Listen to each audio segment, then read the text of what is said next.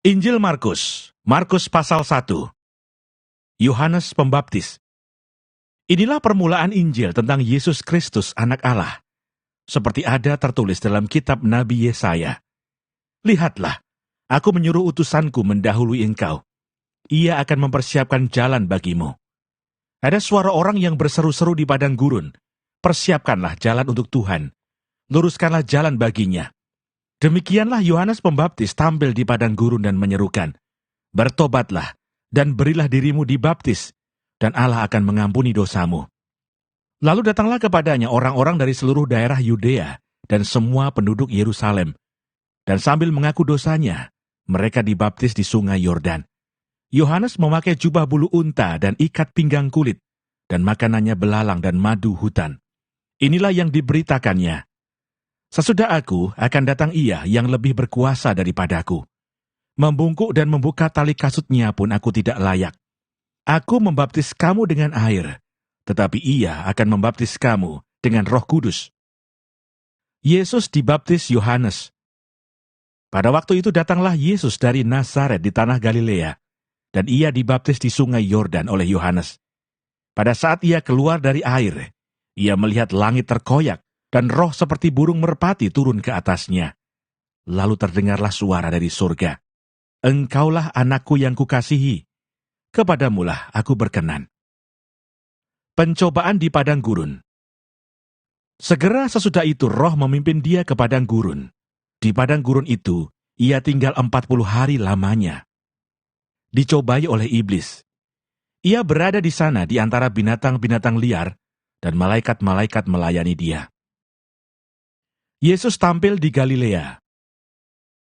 Sesudah Yohanes ditangkap, datanglah Yesus ke Galilea, memberitakan Injil Allah. Katanya, waktunya telah genap, kerajaan Allah sudah dekat. Bertobatlah dan percayalah kepada Injil. Yesus memanggil murid-murid yang pertama. Ketika Yesus sedang berjalan menyusur danau Galilea, ia melihat Simon dan Andreas, saudara Simon. Mereka sedang menebarkan jala di danau, sebab mereka penjala ikan.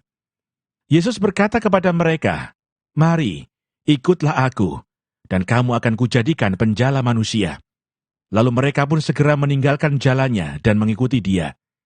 Dan setelah Yesus meneruskan perjalanannya sedikit lagi, dilihatnya Yakobus anak Zebedeus dan Yohanes saudaranya sedang membereskan jala di dalam perahu. Yesus segera memanggil mereka dan mereka meninggalkan ayahnya, Zebedeus, di dalam perahu bersama orang-orang upahannya, lalu mengikuti dia. Yesus dalam rumah ibadat di Kapernaum. Mereka tiba di Kapernaum setelah hari Sabat mulai. Yesus segera masuk ke dalam rumah ibadat dan mengajar. Mereka takjub mendengar pengajarannya, sebab ia mengajar mereka sebagai orang yang berkuasa, tidak seperti ahli-ahli Taurat.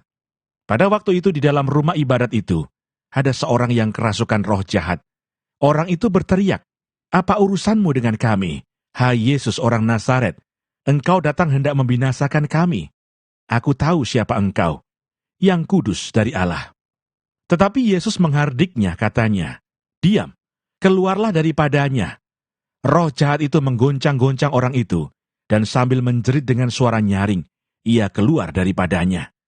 Mereka semua takjub, sehingga mereka memperbincangkannya, katanya, "Apa ini? Suatu ajaran baru." Ia berkata-kata dengan kuasa. Roh-roh jahat pun diperintahnya, dan mereka taat kepadanya. Lalu tersebarlah dengan cepat kabar tentang dia ke segala penjuru di seluruh Galilea. Yesus menyembuhkan ibu mertua Petrus dan orang-orang lain.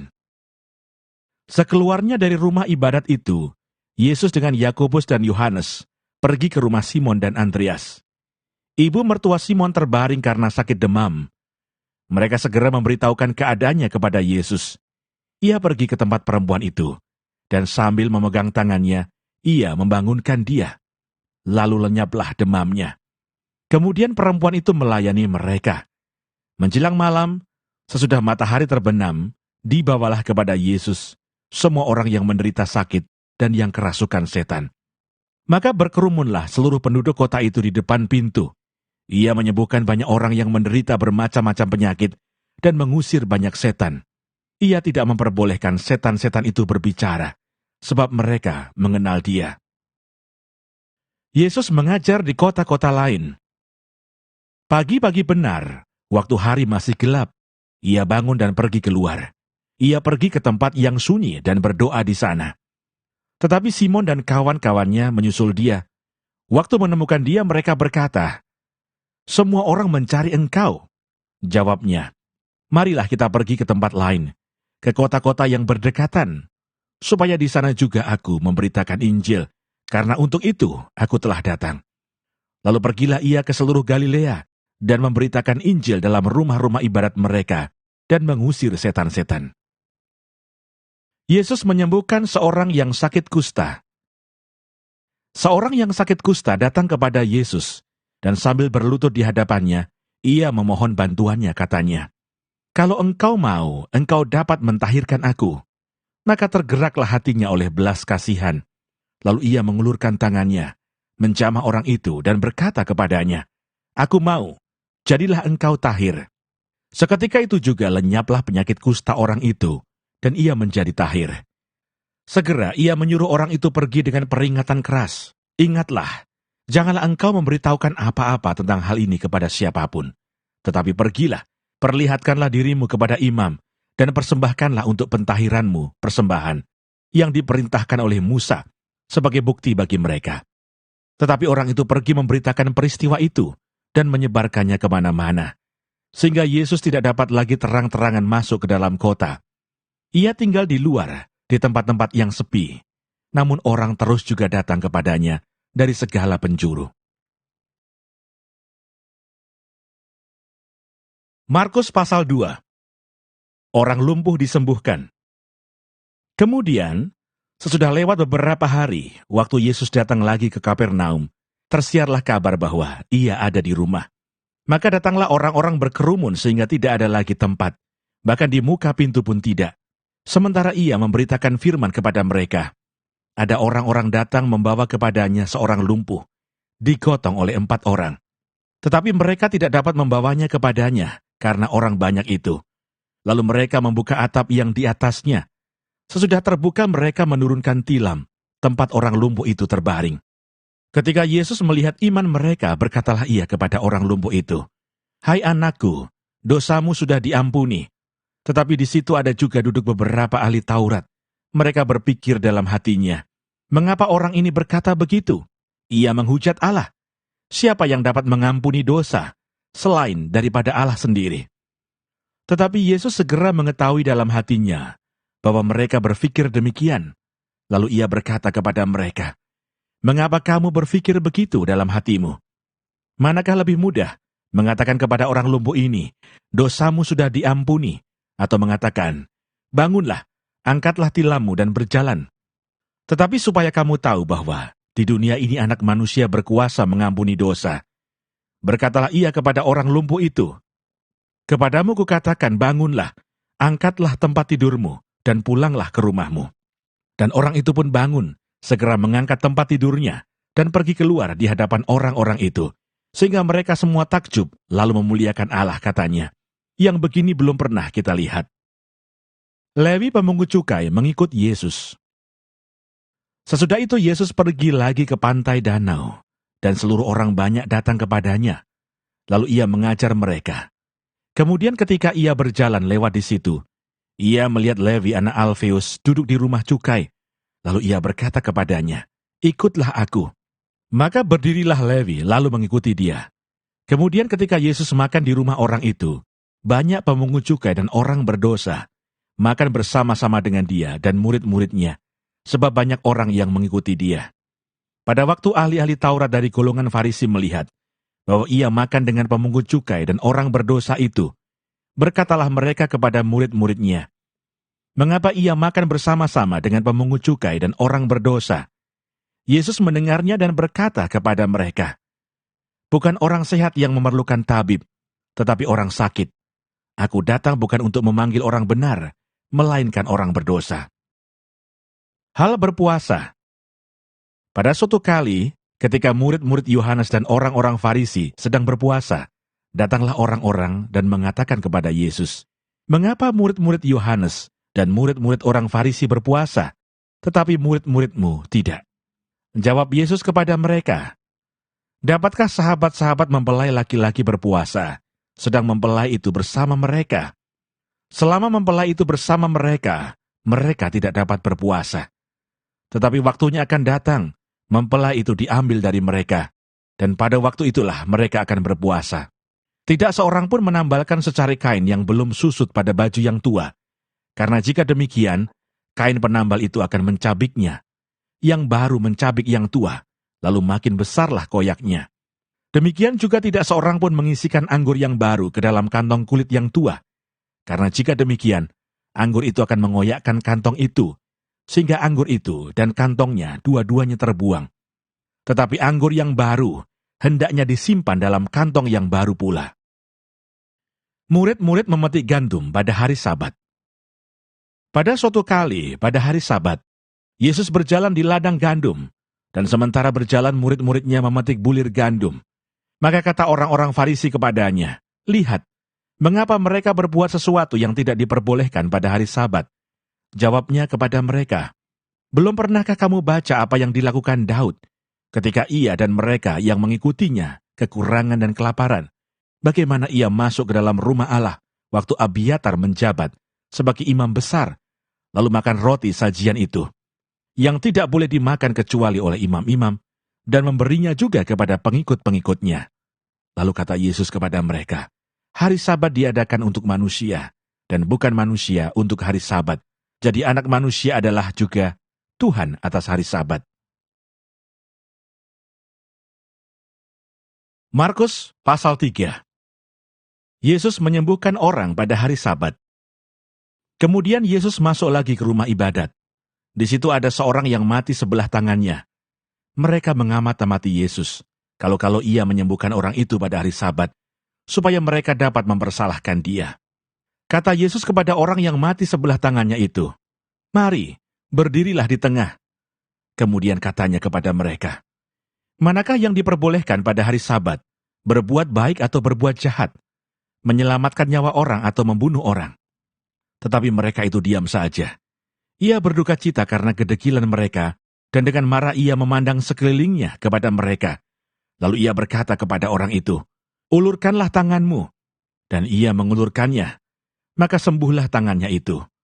Lalu keluarlah orang-orang Farisi, dan segera bersekongkol dengan orang-orang Herodian untuk membunuh dia. Yesus menyembuhkan banyak orang. Kemudian Yesus dengan murid-muridnya menyingkir ke danau, dan banyak orang dari Galilea mengikutinya. Juga dari Yudea, dari Yerusalem, dari Idumea, dari seberang Yordan, dan dari daerah Tirus dan Sidon, datang banyak orang kepadanya. Sesudah mereka mendengar segala yang dilakukannya, ia menyuruh murid-muridnya menyediakan sebuah perahu baginya, karena orang banyak itu, supaya mereka jangan sampai menghimpitnya. Sebab ia menyembuhkan banyak orang, sehingga semua penderita penyakit berdesak-desakan kepadanya, hendak menjamahnya. Bila mana roh-roh jahat melihat dia, mereka jatuh tersungkur di hadapannya dan berteriak, "Engkaulah anak Allah." Tetapi ia dengan keras melarang mereka memberitahukan siapa dia. Yesus memanggil ke-12 rasul. Kemudian naiklah Yesus ke atas bukit. Ia memanggil orang-orang yang dikehendakinya, dan mereka pun datang kepadanya.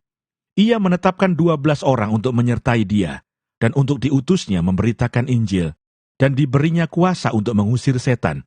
Ke-12 orang yang ditetapkan itu ialah Simon yang diberinya nama Petrus, Yakobus anak Zebedeus, dan Yohanes saudara Yakobus, yang keduanya diberinya nama Boanerges, yang berarti anak-anak guru. Selanjutnya Andreas, Filipus, Bartolomeus, Matius, Thomas, Yakobus anak Alfeus, Tadeus, Simon orang Zelot, dan Yudas Iskariot yang mengkhianati dia. Yesus dan Beelzebul. Kemudian Yesus masuk ke sebuah rumah, maka datanglah orang banyak berkerumun pula, sehingga makan pun mereka tidak dapat. Waktu kaum keluarganya mendengar hal itu, mereka datang hendak mengambil dia, sebab kata mereka ia tidak waras lagi. Dan ahli-ahli Taurat yang datang dari Yerusalem berkata, "Ia kerasukan Beelzebul." Dan dengan penghulu setan ia mengusir setan. Yesus memanggil mereka lalu berkata kepada mereka dalam perumpamaan, "Bagaimana iblis dapat mengusir iblis?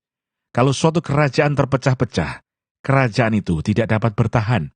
Dan jika suatu rumah tangga terpecah-pecah, rumah tangga itu tidak dapat bertahan. Demikianlah juga kalau iblis berontak melawan dirinya sendiri, dan kalau ia terbagi-bagi, ia tidak dapat bertahan, melainkan sudahlah tiba kesudahannya. Tetapi tidak seorang pun dapat memasuki rumah seorang yang kuat untuk merampas harta bendanya, apabila tidak diikatnya dahulu orang kuat itu. Sesudah itu barulah dapat ia merampok rumah itu. Aku berkata kepadamu, sesungguhnya semua dosa dan hujat anak-anak manusia akan diampuni. Ya, semua hujat yang mereka ucapkan.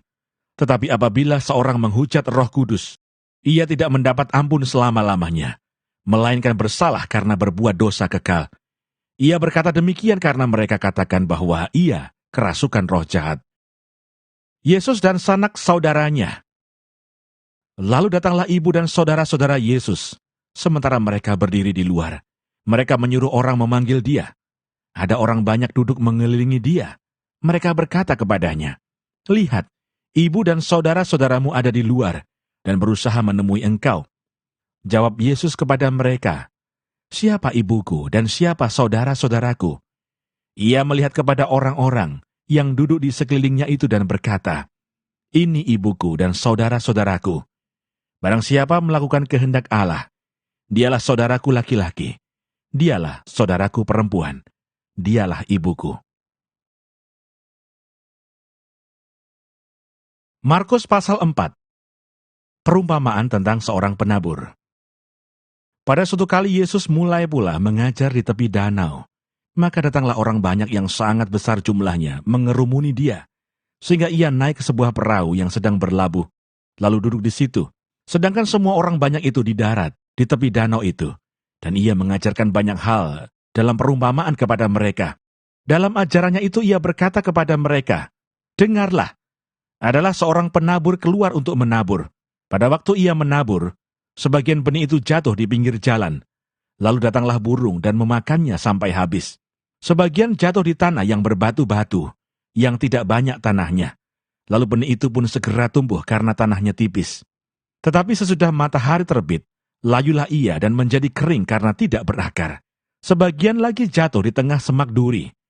Lalu makin besarlah semak itu dan menghimpitnya sampai mati, sehingga ia tidak berbuah. Dan sebagian jatuh di tanah yang baik. Ia tumbuh dengan suburnya dan berbuah. Hasilnya ada yang 30 kali lipat, ada yang 60 kali lipat, ada yang 100 kali lipat. Dan katanya, siapa yang mempunyai telinga untuk mendengar, hendaklah ia mendengar. Ketika ia sendirian, pengikut-pengikutnya dan ke-12 murid itu menanyakan dia tentang perumpamaan itu.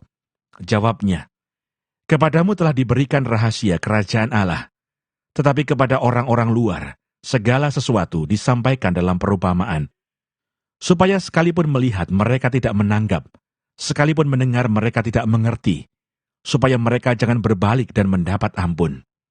Lalu ia berkata kepada mereka, "Tidakkah kamu mengerti perumpamaan ini?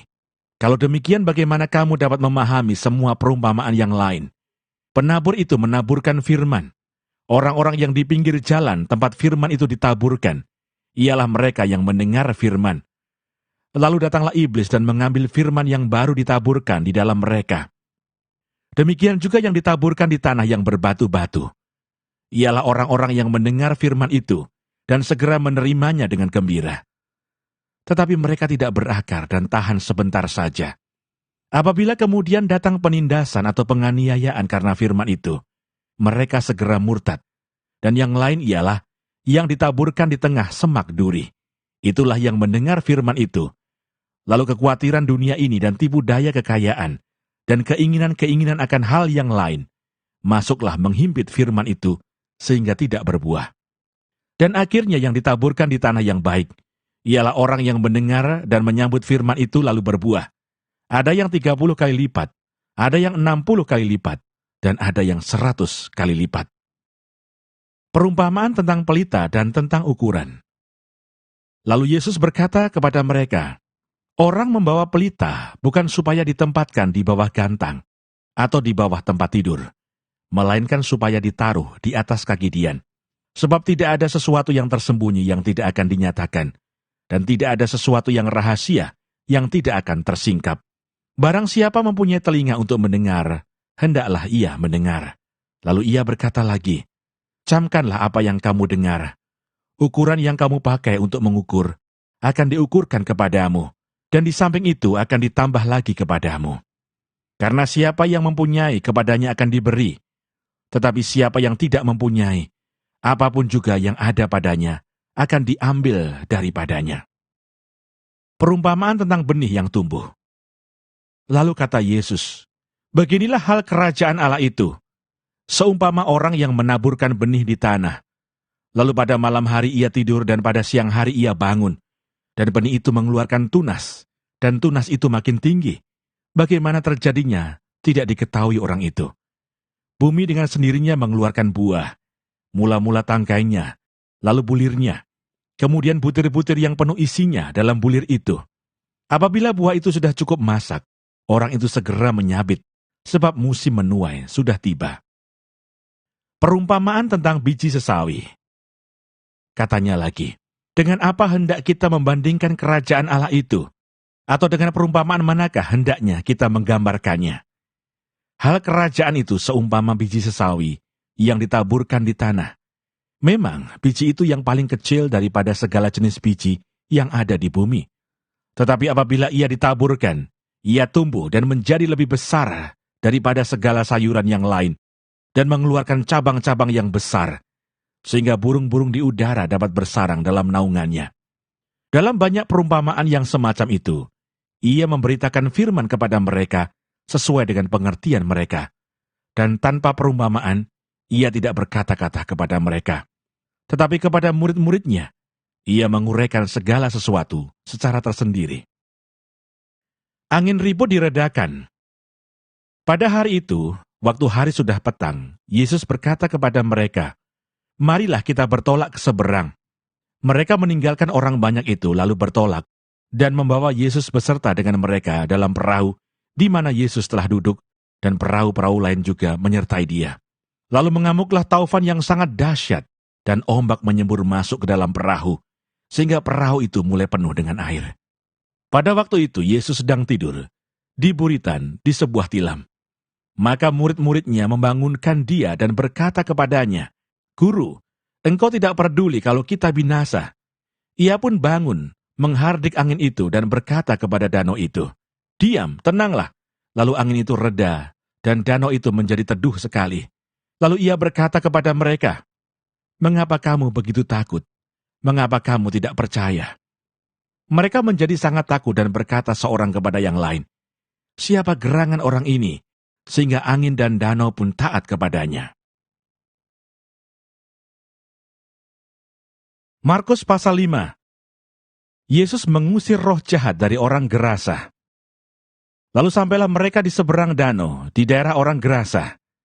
Baru saja Yesus turun dari perahu, datanglah seorang yang kerasukan roh jahat dari pekuburan menemui dia. Orang itu diam di sana dan tidak ada seorang pun lagi yang sanggup mengikatnya, sekalipun dengan rantai.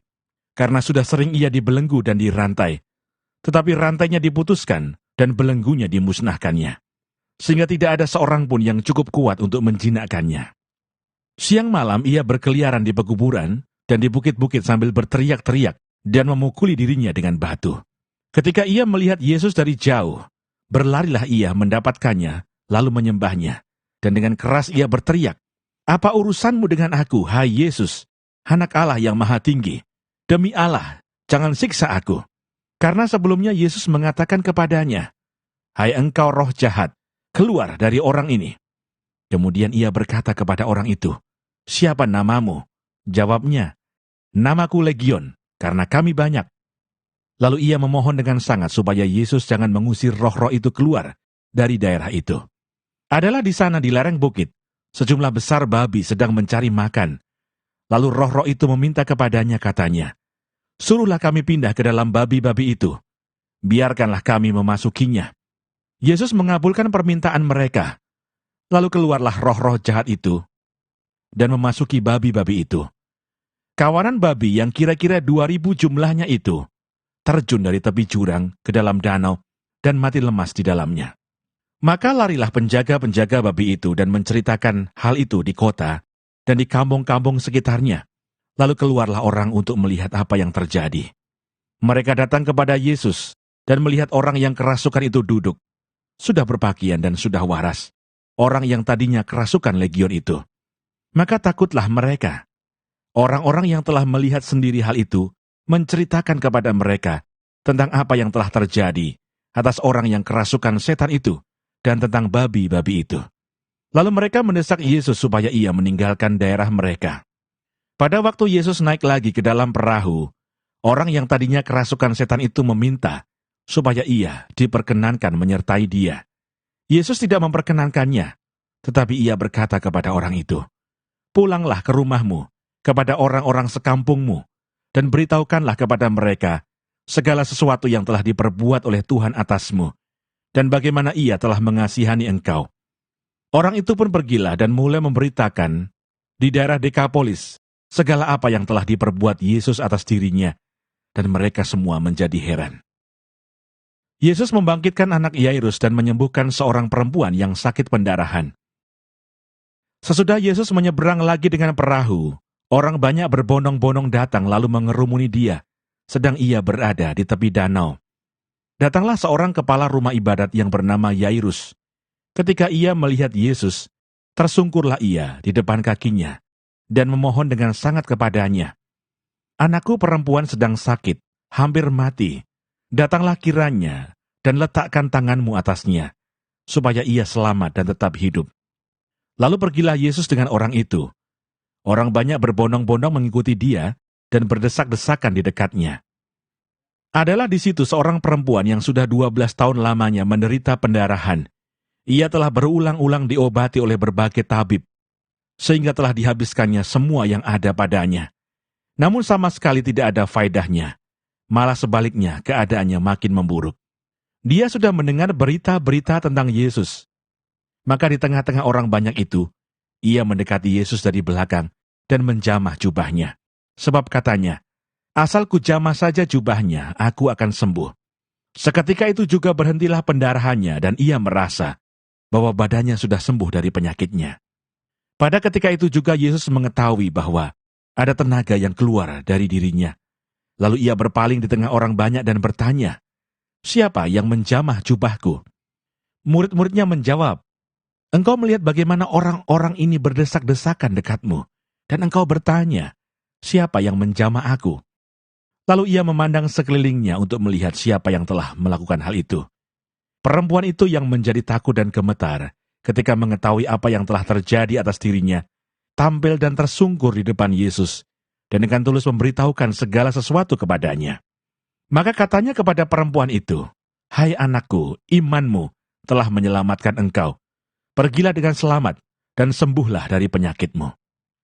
Ketika Yesus masih berbicara, datanglah orang dari keluarga kepala rumah ibadat itu dan berkata, "Anakmu sudah mati. Apa perlunya lagi engkau menyusah-nyusahkan guru?" Tetapi Yesus tidak menghiraukan perkataan mereka dan berkata kepada kepala rumah ibadat, "Jangan takut, percaya saja." Lalu Yesus tidak memperbolehkan seorang pun ikut serta, kecuali Petrus, Yakobus dan Yohanes, saudara Yakobus. Mereka tiba di rumah kepala rumah ibadat, dan di sana dilihatnya orang-orang ribut, menangis, dan meratap dengan suara nyaring. Sesudah ia masuk, ia berkata kepada orang-orang itu, "Mengapa kamu ribut dan menangis? Anak ini tidak mati, tetapi tidur."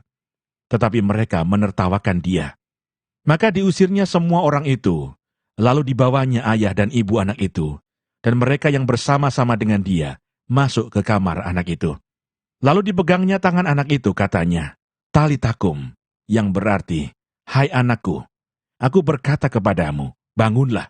Seketika itu juga anak itu bangkit berdiri dan berjalan, sebab umurnya sudah 12 tahun. Semua orang yang hadir sangat takjub. Dengan sangat ia berpesan kepada mereka, supaya jangan seorang pun mengetahui hal itu. Lalu ia menyuruh mereka memberi anak itu makan. Markus pasal 6. Yesus ditolak di Nazaret. Kemudian Yesus berangkat dari situ dan tiba di tempat asalnya, sedang murid-muridnya mengikuti dia. Pada hari Sabat ia mulai mengajar di rumah ibadat, dan jemaat yang besar takjub ketika mendengar dia, dan mereka berkata, "Dari mana diperolehnya semuanya itu? Hikmat apa pulakah yang diberikan kepadanya? Dan mukjizat-mukjizat yang demikian, bagaimanakah dapat diadakan oleh tangannya? Bukankah ia ini tukang kayu, anak Maria, saudara Yakobus, Yoses, Yudas, dan Simon? Dan bukankah saudara-saudaranya yang perempuan ada bersama kita? Lalu mereka kecewa dan menolak dia. Maka Yesus berkata kepada mereka, seorang nabi dihormati di mana-mana, kecuali di tempat asalnya sendiri, di antara kaum keluarganya dan di rumahnya.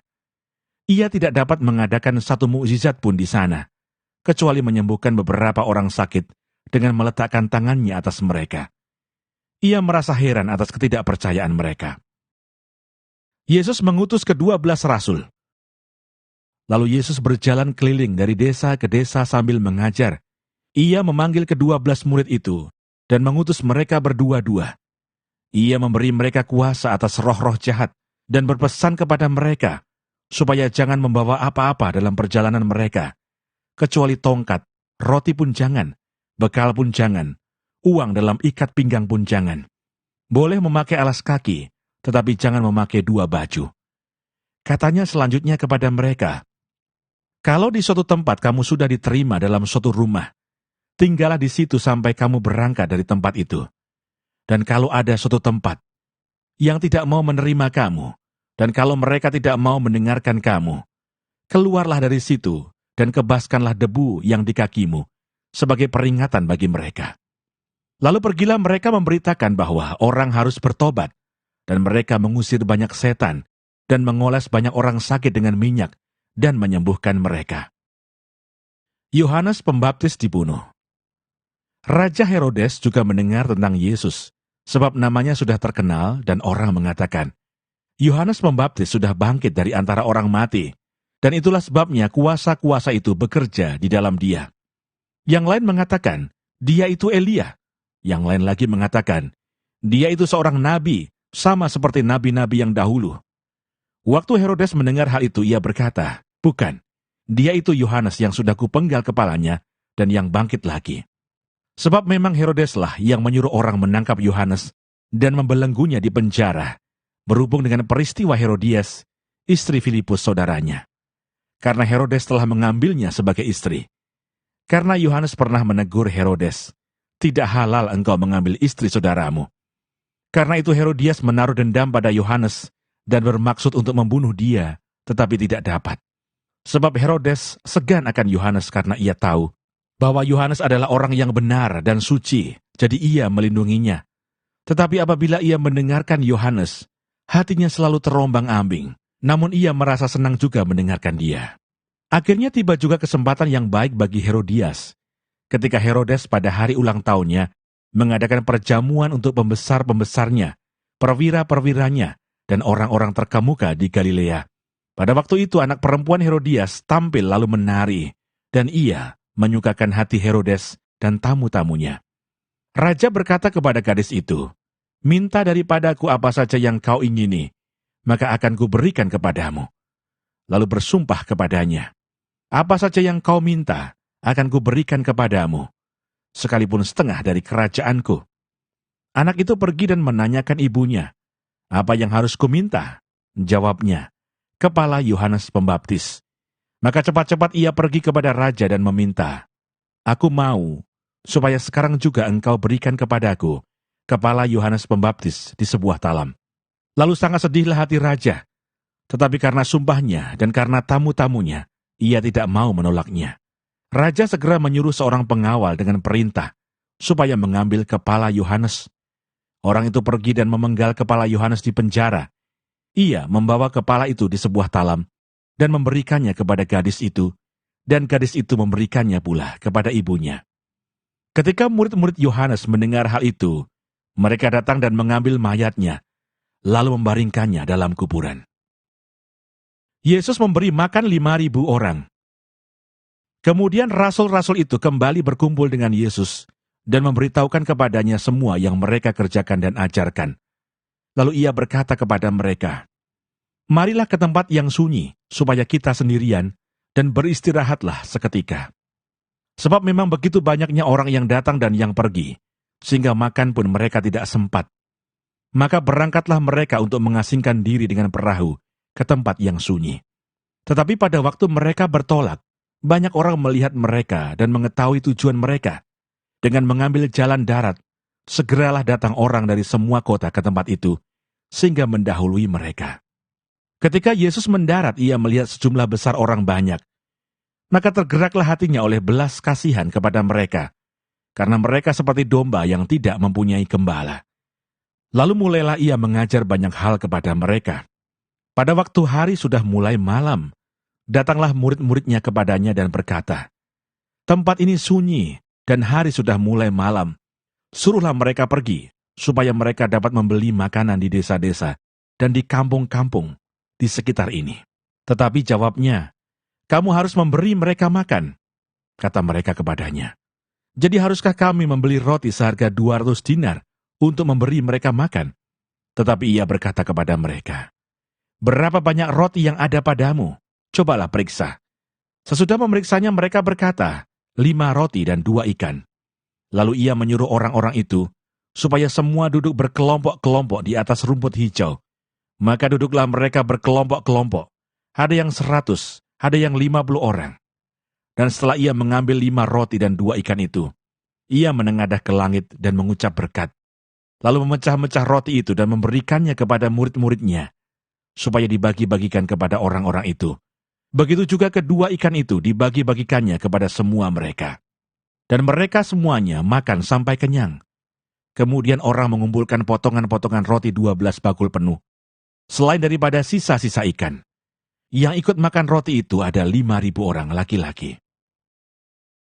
Yesus berjalan di atas air. Sesudah itu Yesus segera memerintahkan murid-muridnya naik ke perahu dan berangkat lebih dulu ke seberang, ke Betsaida. Sementara itu ia menyuruh orang banyak pulang. Setelah ia berpisah dari mereka, ia pergi ke bukit untuk berdoa. Ketika hari sudah malam, perahu itu sudah di tengah danau, sedang Yesus tinggal sendirian di darat. Ketika ia melihat betapa payahnya mereka mendayung karena angin sakal, maka kira-kira jam 3 malam, ia datang kepada mereka, berjalan di atas air, dan ia hendak melewati mereka. Ketika mereka melihat dia berjalan di atas air, mereka mengira bahwa ia adalah hantu, lalu mereka berteriak-teriak. Sebab mereka semua melihat dia, dan mereka pun sangat terkejut. Tetapi segera ia berkata kepada mereka, "Tenanglah, aku ini, jangan takut." Lalu ia naik ke perahu mendapatkan mereka, dan angin pun redalah. Mereka sangat tercengang dan bingung, sebab sesudah peristiwa roti itu, mereka belum juga mengerti, dan hati mereka tetap degil. Yesus menyembuhkan orang-orang sakit di Genesaret. Setibanya di seberang, Yesus dan murid-muridnya mendarat di Genesaret dan berlabuh di situ. Ketika mereka keluar dari perahu, orang segera mengenal Yesus. Maka berlari-larilah mereka ke seluruh daerah itu dan mulai mengusung orang-orang sakit di atas tilamnya kepada Yesus, di mana saja kabarnya ia berada. Kemanapun ia pergi, ke desa-desa, ke kota-kota, atau ke kampung-kampung, orang meletakkan orang-orang sakit di pasar dan memohon kepadanya, supaya mereka diperkenankan hanya menjamah jubahnya saja. Dan semua orang yang menjamahnya menjadi sembuh. Markus pasal 7. Perintah Allah dan adat istiadat Yahudi. Pada suatu kali, serombongan orang Farisi dan beberapa ahli Taurat dari Yerusalem datang menemui Yesus. Mereka melihat bahwa beberapa orang muridnya makan dengan tangan najis, yaitu dengan tangan yang tidak dibasuh. Sebab orang-orang Farisi, seperti orang-orang Yahudi lainnya, tidak makan kalau tidak melakukan pembasuhan tangan lebih dulu. Karena mereka berpegang pada adat istiadat nenek moyang mereka.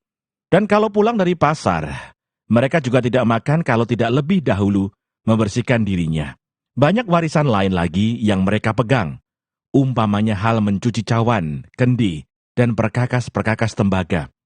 Karena itu orang-orang Farisi dan ahli-ahli Taurat itu bertanya kepadanya, "Mengapa murid-muridmu tidak hidup menurut adat istiadat nenek moyang kita, tetapi makan dengan tangan najis?" Jawabnya kepada mereka, "Benarlah nubuat Yesaya tentang kamu, hai orang-orang munafik, sebab ada tertulis, bangsa ini memuliakan aku dengan bibirnya, padahal hatinya jauh daripadaku. Percuma mereka beribadah kepadaku, sedangkan ajaran yang mereka ajarkan ialah perintah manusia.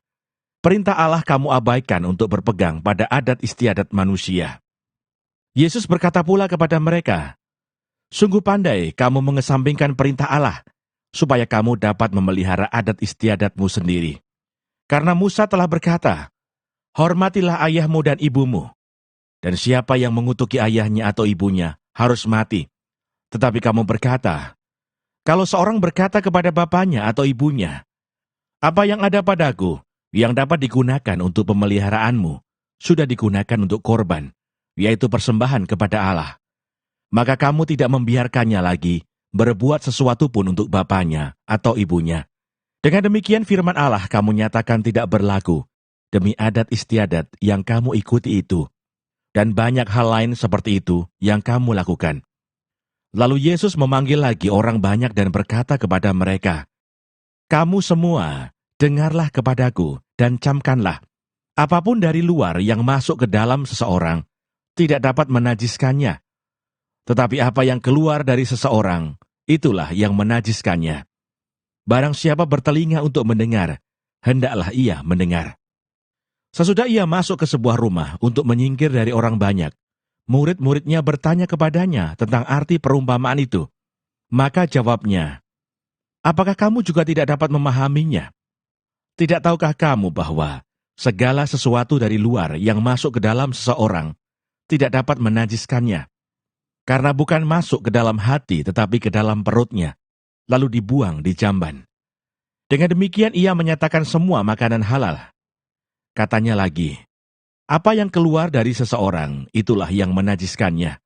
Sebab dari dalam, dari hati orang, timbul segala pikiran jahat, percabulan, pencurian, pembunuhan, perzinahan, keserakahan, kejahatan, kelicikan, hawa nafsu, iri hati, hujat, kesombongan, kebebalan. Semua hal-hal jahat ini timbul dari dalam dan menajiskan orang. Perempuan Siro-Fenisia yang percaya. Lalu Yesus berangkat dari situ dan pergi ke daerah Tirus. Ia masuk ke sebuah rumah dan tidak mau bahwa ada orang yang mengetahuinya. Tetapi kedatangannya tidak dapat dirahasiakan. Malah seorang ibu yang anaknya perempuan kerasukan roh jahat segera mendengar tentang dia, lalu datang dan tersungkur di depan kakinya. Perempuan itu seorang Yunani, bangsa Siro-Fenisia. Ia memohon kepada Yesus untuk mengusir setan itu dari anaknya. Lalu Yesus berkata kepadanya, biarlah anak-anak kenyang dahulu, sebab tidak patut mengambil roti yang disediakan bagi anak-anak dan melemparkannya kepada anjing. Tetapi perempuan itu menjawab, benar Tuhan. Tetapi anjing yang di bawah meja juga makan remah-remah yang dijatuhkan anak-anak. Maka kata Yesus kepada perempuan itu, karena kata-katamu itu, pergilah sekarang, sebab setan itu sudah keluar dari anakmu. Perempuan itu pulang ke rumahnya. Lalu didapatinya anak itu berbaring di tempat tidur, sedang setan itu sudah keluar. Yesus menyembuhkan seorang tuli. Kemudian Yesus meninggalkan pula daerah Tirus dan dengan melalui Sidon pergi ke Danau Galilea di tengah-tengah daerah Dekapolis.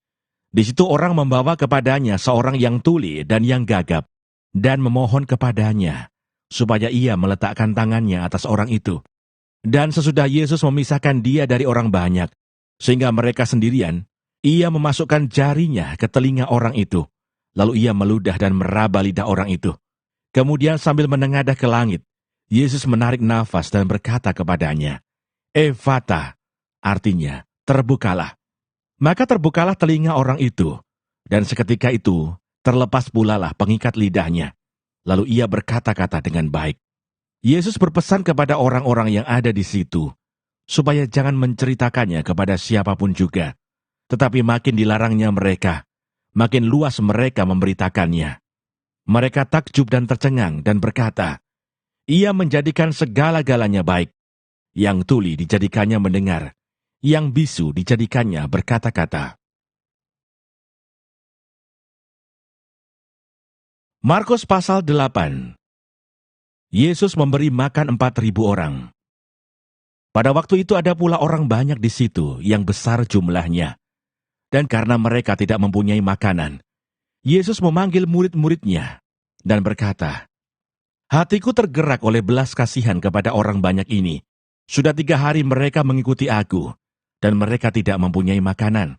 Dan jika mereka kusuruh pulang ke rumahnya dengan lapar, mereka akan rebah di jalan, sebab ada yang datang dari jauh. Murid-muridnya menjawab, bagaimana di tempat yang sunyi ini, orang dapat memberi mereka roti sampai kenyang? Yesus bertanya kepada mereka, berapa roti ada padamu? Jawab mereka, 7. Lalu ia menyuruh orang banyak itu duduk di tanah. Sesudah itu ia mengambil ke-7 roti itu, mengucap syukur, memecah-mecahkannya, dan memberikannya kepada murid-muridnya untuk dibagi-bagikan, dan mereka memberikannya kepada orang banyak. Mereka juga mempunyai beberapa ikan, dan sesudah mengucap berkat atasnya, ia menyuruh supaya ikan itu juga dibagi-bagikan, dan mereka makan sampai kenyang. Kemudian orang mengumpulkan potongan-potongan roti yang sisa, sebanyak 7 bakul. Mereka itu ada kira-kira 4.000 orang.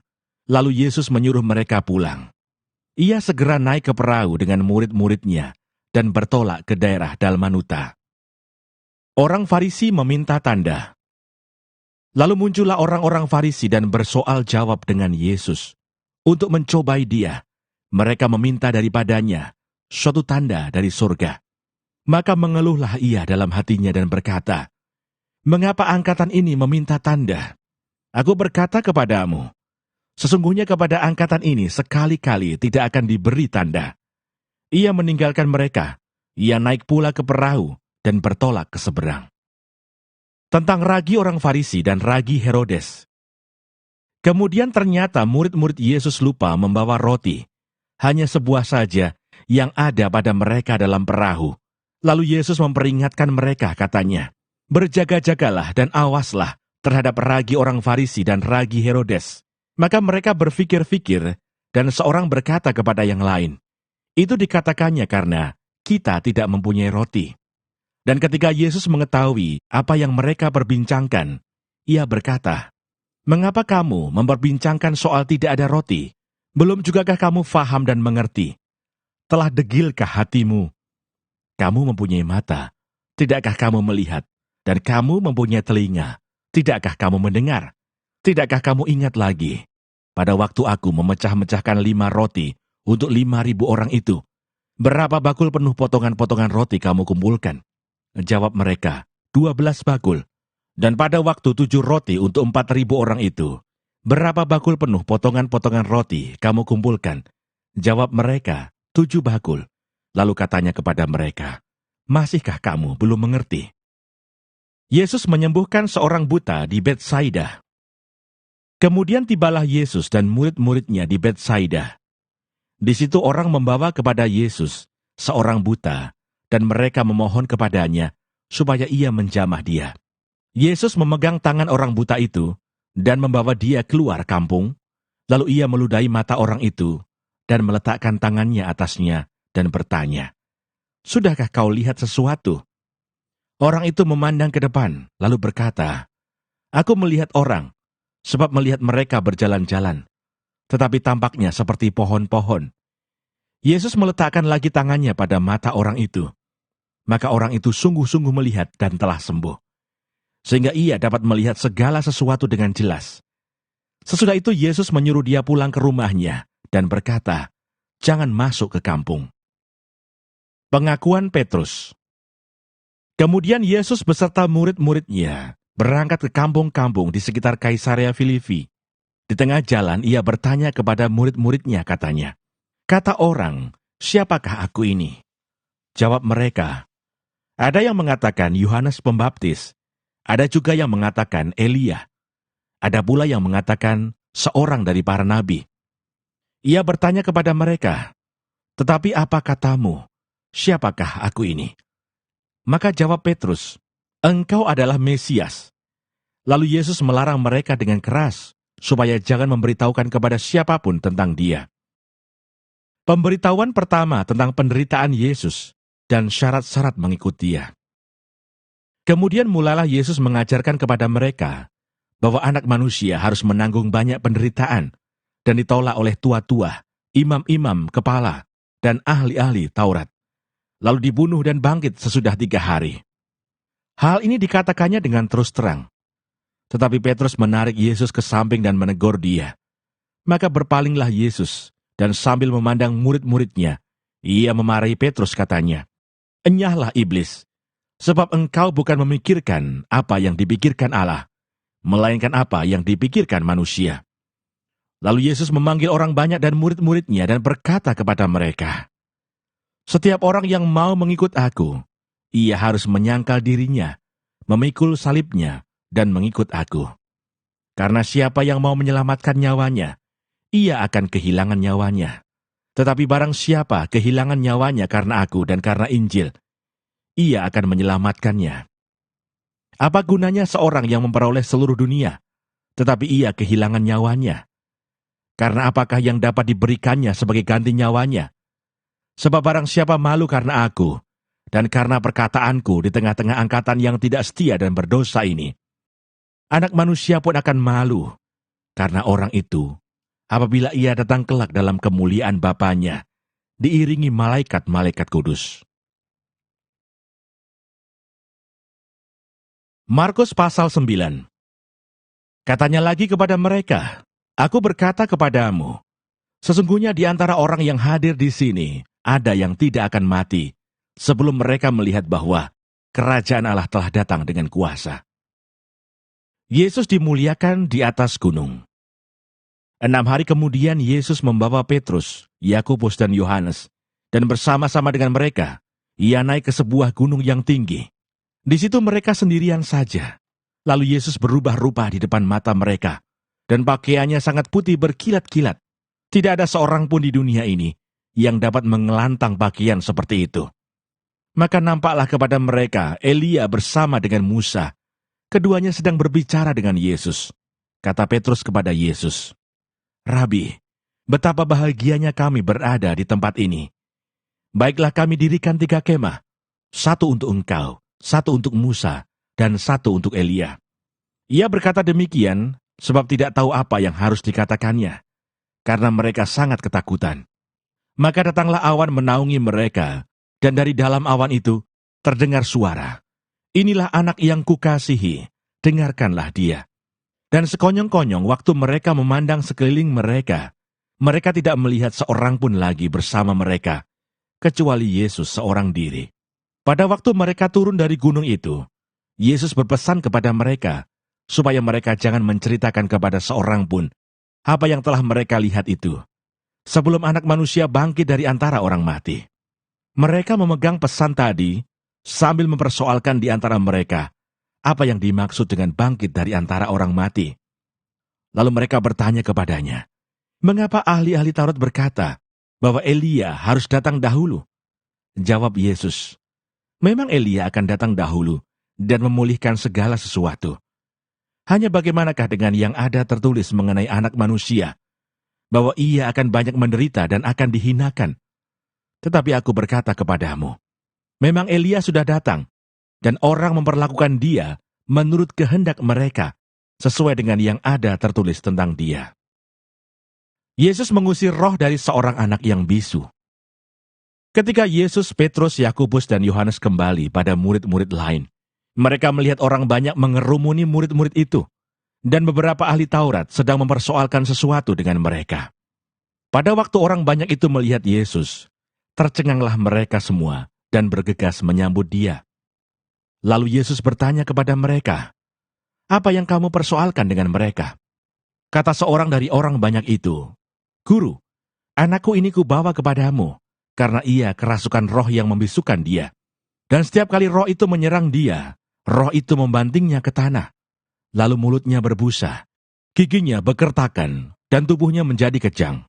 Aku sudah meminta kepada murid-muridmu, supaya mereka mengusir roh itu, tetapi mereka tidak dapat."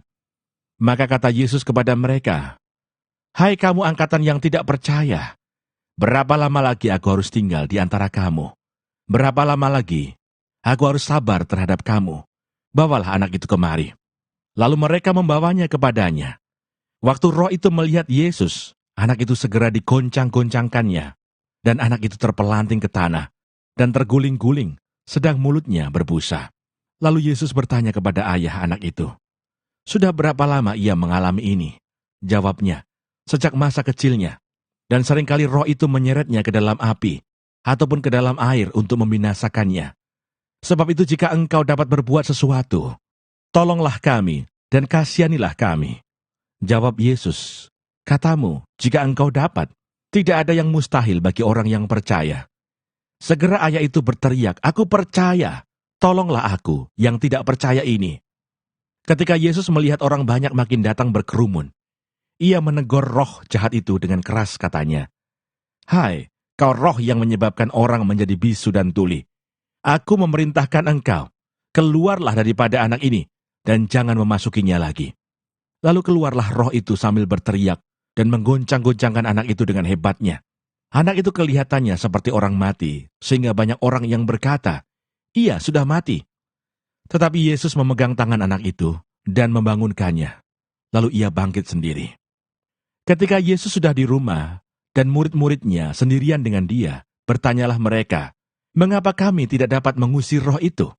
Jawabnya kepada mereka, jenis ini tidak dapat diusir, kecuali dengan berdoa. Pemberitahuan kedua tentang penderitaan Yesus. Yesus dan murid-muridnya berangkat dari situ dan melewati Galilea, dan Yesus tidak mau hal itu diketahui orang, sebab ia sedang mengajar murid-muridnya. Ia berkata kepada mereka, Anak manusia akan diserahkan ke dalam tangan manusia, dan mereka akan membunuh dia, dan 3 hari sesudah ia dibunuh, ia akan bangkit. Mereka tidak mengerti perkataan itu, namun segan menanyakannya kepadanya. Siapa yang terbesar di antara para murid? Kemudian tibalah Yesus dan murid-muridnya di Kapernaum. Ketika Yesus sudah di rumah, ia bertanya kepada murid-muridnya, apa yang kamu perbincangkan tadi di tengah jalan? Tetapi mereka diam, sebab di tengah jalan tadi, mereka mempertengkarkan siapa yang terbesar di antara mereka. Lalu Yesus duduk dan memanggil ke-12 murid itu, katanya kepada mereka, jika seseorang ingin menjadi yang terdahulu, hendaklah ia menjadi yang terakhir dari semuanya, dan pelayan dari semuanya. Maka Yesus mengambil seorang anak kecil, dan menempatkannya di tengah-tengah mereka.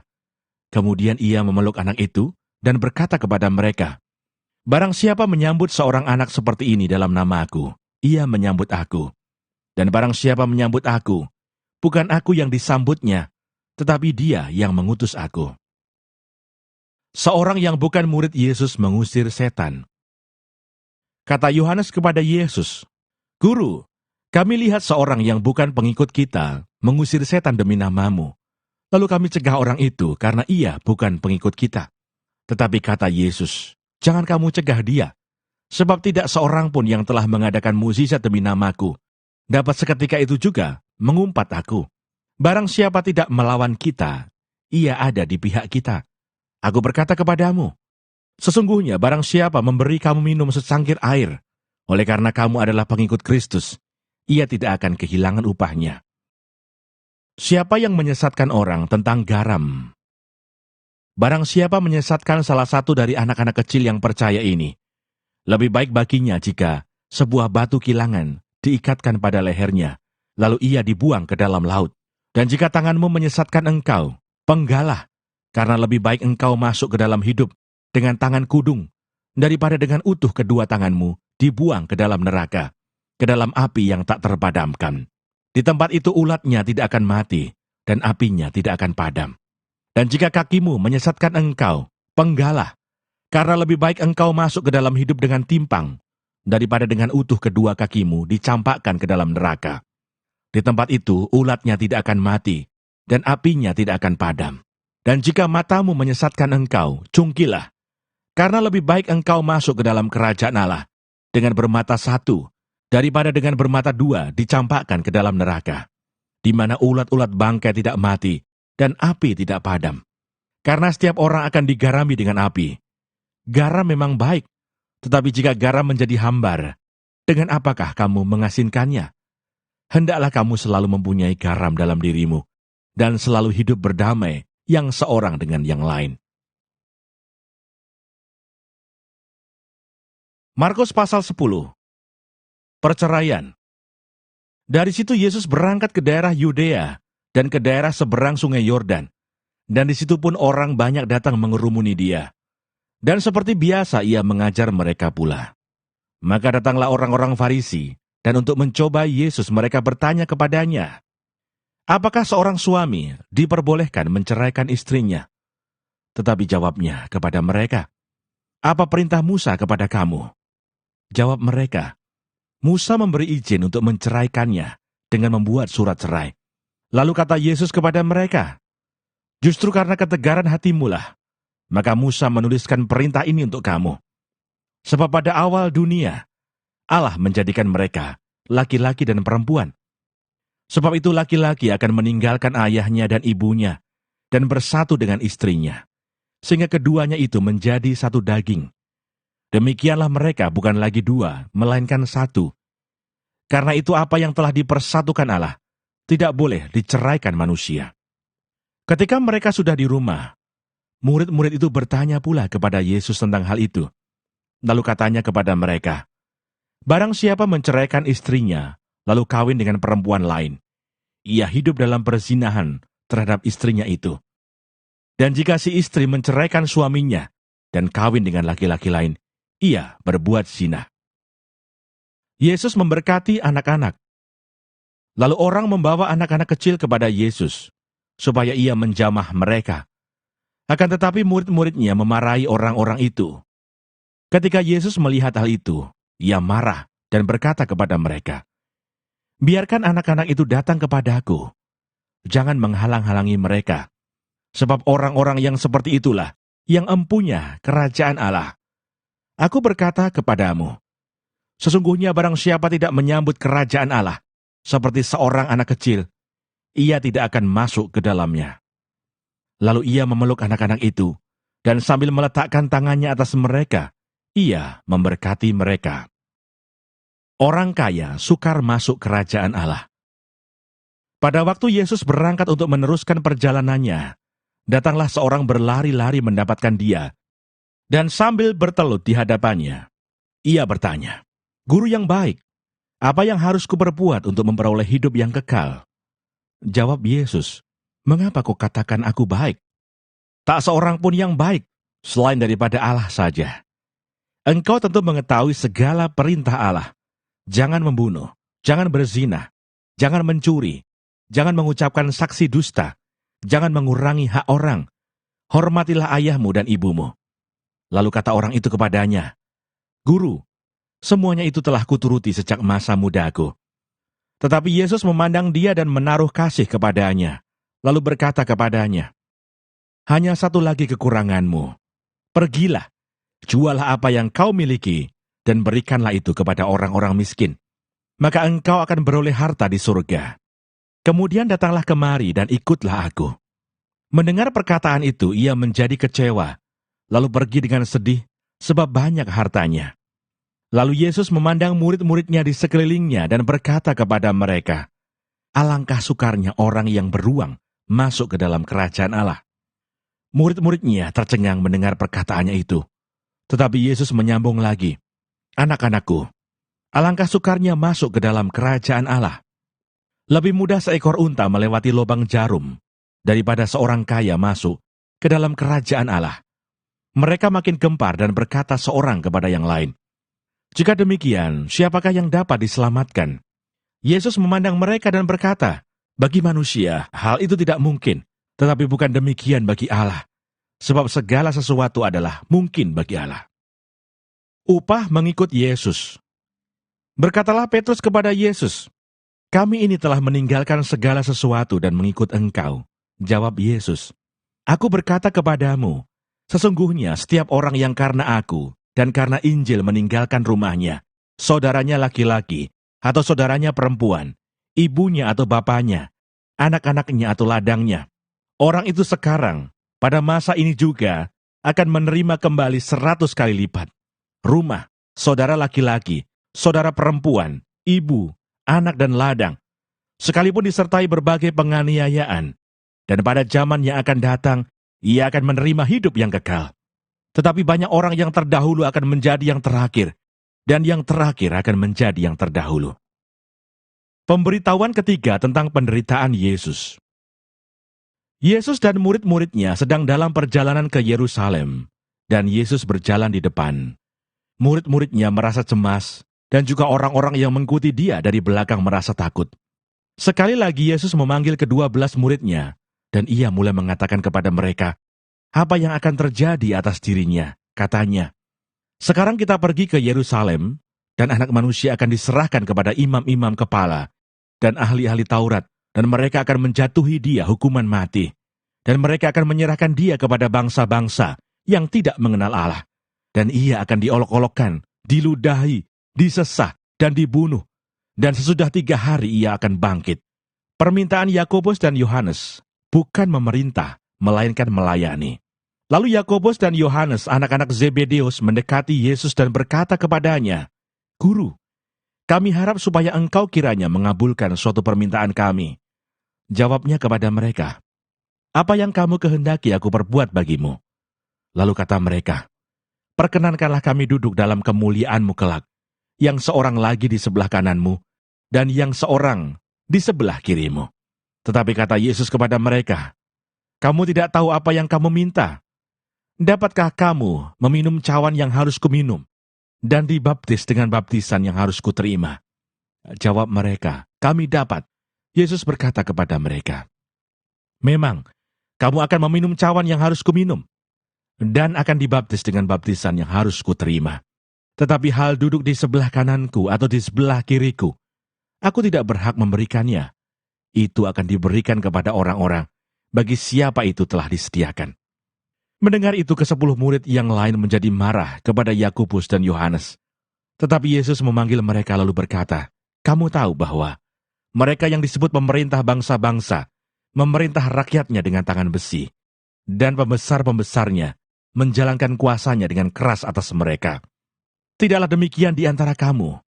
Barang siapa ingin menjadi besar di antara kamu, hendaklah ia menjadi pelayanmu. Dan barang siapa ingin menjadi yang terkemuka di antara kamu, hendaklah ia menjadi hamba untuk semuanya.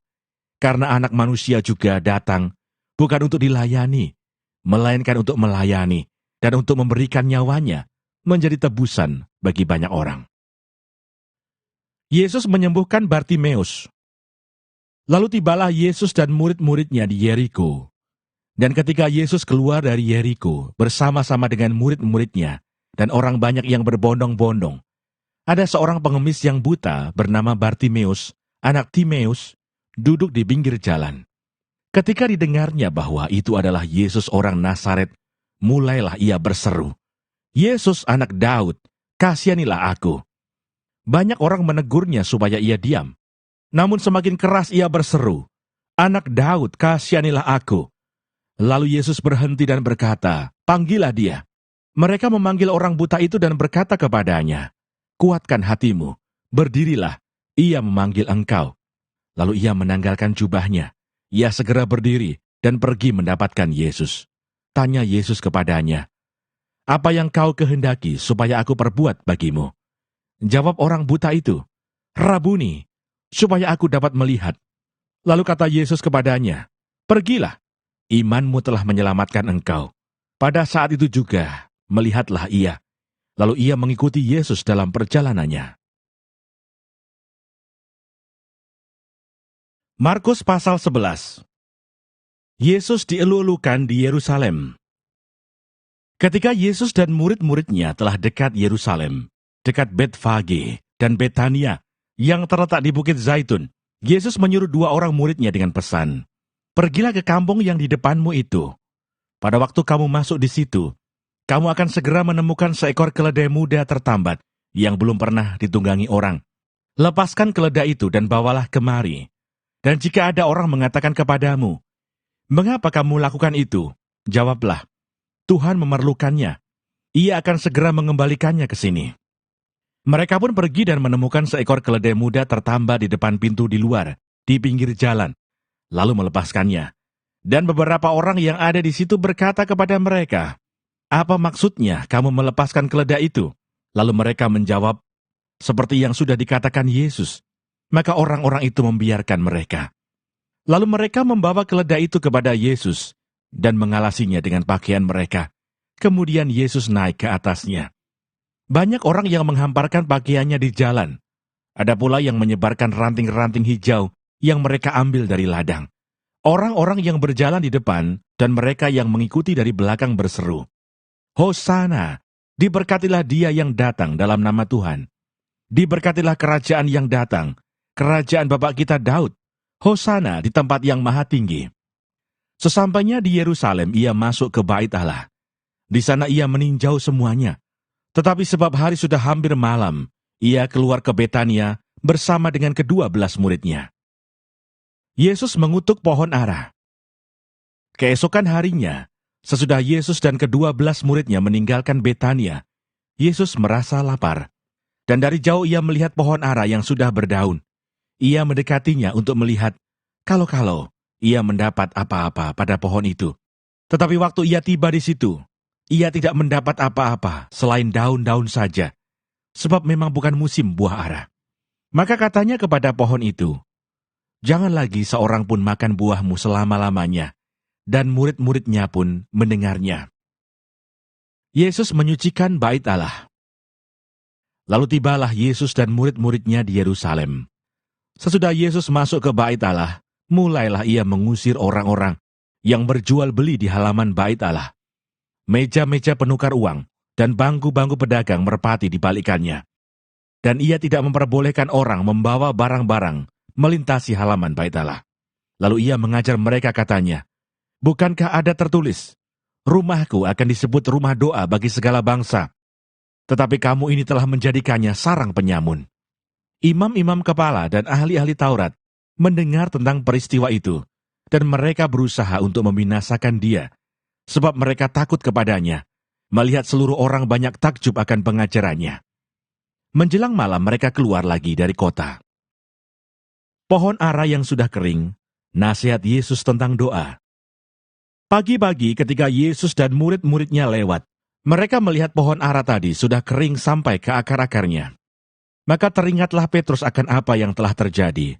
Lalu ia berkata kepada Yesus, "Rabi, lihatlah, pohon ara yang kau kutuk itu sudah kering." Yesus menjawab mereka, "Percayalah kepada Allah. Aku berkata kepadamu, sesungguhnya barang siapa berkata kepada gunung ini, beranjaklah dan tercampaklah ke dalam laut, asal tidak bimbang hatinya, tetapi percaya bahwa apa yang dikatakannya itu akan terjadi, maka hal itu akan terjadi baginya.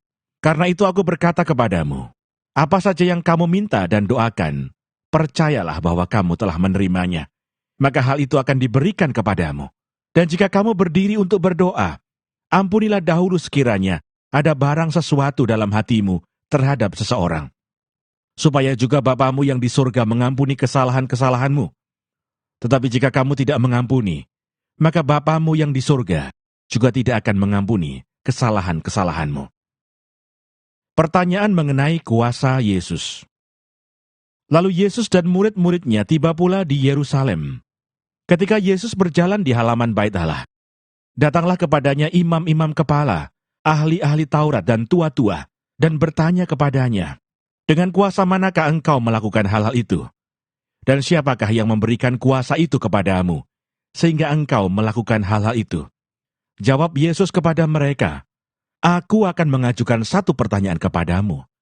Berikanlah aku jawabnya, maka aku akan mengatakan kepadamu, dengan kuasa manakah aku melakukan hal-hal itu? Baptisan Yohanes itu dari surga atau dari manusia? Berikanlah aku jawabnya." Mereka memperbincangkannya di antara mereka dan berkata, "Jikalau kita katakan dari surga, ia akan berkata, 'Kalau begitu, mengapakah kamu tidak percaya kepadanya?' Tetapi masakan kita katakan dari manusia?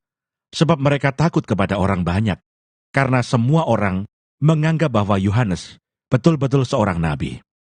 Lalu mereka menjawab Yesus, "Kami tidak tahu."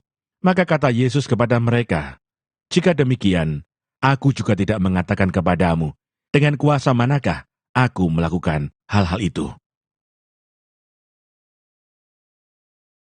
Markus pasal 12. Perumpamaan tentang penggarap-penggarap kebun anggur.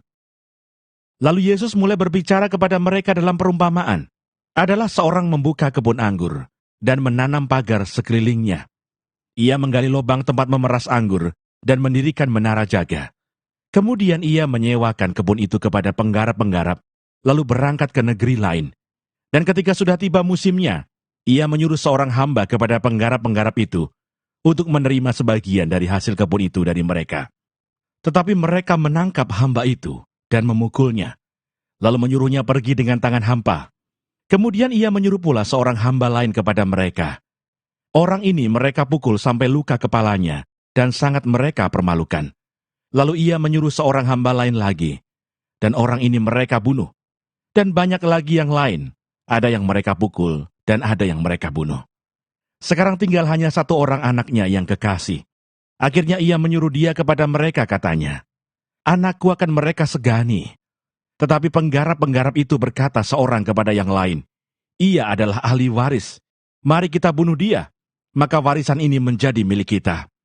Mereka menangkapnya dan membunuhnya, lalu melemparkannya keluar kebun anggur itu. Sekarang apa yang akan dilakukan oleh tuan kebun anggur itu? Ia akan datang dan membinasakan penggarap-penggarap itu, lalu mempercayakan kebun anggur itu kepada orang-orang lain. Tidak pernahkah kamu membaca nas ini? Batu yang dibuang oleh tukang-tukang bangunan telah menjadi batu penjuru. Hal itu terjadi dari pihak Tuhan, suatu perbuatan ajaib di mata kita. Lalu mereka berusaha untuk menangkap Yesus, karena mereka tahu bahwa merekalah yang dimaksudkannya dengan perumpamaan itu. Tetapi mereka takut kepada orang banyak, jadi mereka pergi dan membiarkan dia. Tentang membayar pajak kepada Kaisar. Kemudian disuruh beberapa orang Farisi dan Herodian kepada Yesus untuk menjerat dia dengan suatu pertanyaan. Orang-orang itu datang dan berkata kepadanya, "Guru, kami tahu, engkau adalah seorang yang jujur, dan engkau tidak takut kepada siapapun juga. Sebab engkau tidak mencari muka, melainkan dengan jujur mengajar jalan Allah, dengan segala kejujuran. Apakah diperbolehkan membayar pajak kepada Kaisar atau tidak? Haruskah kami bayar atau tidak?" Tetapi Yesus mengetahui kemunafikan mereka, lalu berkata kepada mereka, "Mengapa kamu mencobai aku? Bawalah kemari suatu dinar supaya kulihat." Lalu mereka bawa. Maka ia bertanya kepada mereka, "Gambar dan tulisan siapakah ini?" Jawab mereka, "Gambar dan tulisan Kaisar." Lalu kata Yesus kepada mereka, "Berikanlah kepada Kaisar apa yang wajib kamu berikan kepada Kaisar, dan kepada Allah apa yang wajib kamu berikan kepada Allah." Mereka sangat heran mendengar dia. Pertanyaan orang Saduki tentang kebangkitan. Datanglah kepada Yesus beberapa orang Saduki yang berpendapat bahwa tidak ada kebangkitan. Mereka bertanya kepadanya, "Guru, Musa menuliskan perintah ini untuk kita. Jika seorang yang mempunyai saudara laki-laki mati dengan meninggalkan seorang istri, tetapi tidak meninggalkan anak, saudaranya harus kawin dengan istrinya itu dan membangkitkan keturunan bagi saudaranya itu. Adalah 7 orang bersaudara. Yang pertama kawin dengan seorang perempuan dan mati dengan tidak meninggalkan keturunan. Lalu yang kedua juga mengawini dia dan mati dengan tidak meninggalkan keturunan. Demikian juga dengan yang ketiga. Dan begitulah seterusnya. Ketujuhnya tidak meninggalkan keturunan. Dan akhirnya, sesudah mereka semua, perempuan itu pun mati. Pada hari kebangkitan, bila mana mereka bangkit, siapakah yang menjadi suami perempuan itu? Sebab ketujuhnya telah beristrikan dia. Jawab Yesus kepada mereka, "Kamu sesat, justru karena kamu tidak mengerti kitab suci maupun kuasa Allah. Sebab apabila orang bangkit dari antara orang mati, orang tidak kawin dan tidak dikawinkan, melainkan hidup seperti malaikat di surga. Dan juga tentang bangkitnya orang-orang mati, tidakkah kamu baca dalam kitab Musa, dalam cerita tentang semak duri, bagaimana bunyi firman Allah kepadanya? Akulah Allah Abraham, Allah Ishak, dan Allah Yakub. Ia bukanlah Allah orang mati, melainkan Allah orang hidup. Kamu benar-benar sesat." Hukum yang terutama. Lalu seorang ahli Taurat yang mendengar Yesus dan orang-orang Saduki bersoal jawab dan tahu bahwa Yesus memberi jawab yang tepat kepada orang-orang itu, datang kepadanya dan bertanya, "Hukum manakah yang paling utama?" Jawab Yesus, "Hukum yang terutama ialah, dengarlah, hai orang Israel, Tuhan Allah kita, Tuhan itu Esa. Kasihilah Tuhan Allahmu dengan segenap hatimu, dan dengan segenap jiwamu, dan dengan segenap akal budimu, dan dengan segenap kekuatanmu. Dan hukum yang kedua ialah, kasihilah sesamamu manusia, seperti dirimu sendiri. Tidak ada hukum lain yang lebih utama daripada kedua hukum ini. Lalu kata ahli Taurat itu kepada Yesus, "Tepat sekali, Guru. Benar katamu itu bahwa dia Esa, dan bahwa tidak ada yang lain kecuali dia. Memang mengasihi dia dengan segenap hati, dan dengan segenap pengertian, dan dengan segenap kekuatan, dan juga mengasihi sesama manusia seperti diri sendiri, adalah jauh lebih utama daripada semua korban bakaran dan korban sembelihan." Yesus melihat bagaimana bijaksananya jawab orang itu, dan ia berkata kepadanya, "Engkau tidak jauh dari kerajaan Allah." Dan seorang pun tidak berani lagi menanyakan sesuatu kepada Yesus. Hubungan antara Yesus dan Daud. Pada suatu kali ketika Yesus mengajar di Bait Allah, ia berkata, bagaimana ahli-ahli Taurat dapat mengatakan bahwa Mesias adalah anak Daud? Daud sendiri oleh pimpinan Roh Kudus berkata, "Tuhan telah berfirman kepada Tuanku, duduklah di sebelah kananku, sampai musuh-musuhmu kutaruh di bawah kakimu." Daud sendiri menyebut dia tuannya. Bagaimana mungkin ia anaknya pula? Orang banyak yang besar jumlahnya mendengarkan dia dengan penuh minat.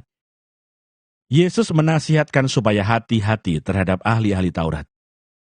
Dalam pengajarannya Yesus berkata, "Hati-hatilah terhadap ahli-ahli Taurat yang suka berjalan-jalan memakai jubah panjang dan suka menerima penghormatan di pasar, yang suka duduk di tempat terdepan di rumah ibadat dan di tempat terhormat dalam perjamuan, yang menelan rumah janda-janda, sedang mereka mengelabui mata orang dengan doa yang panjang-panjang.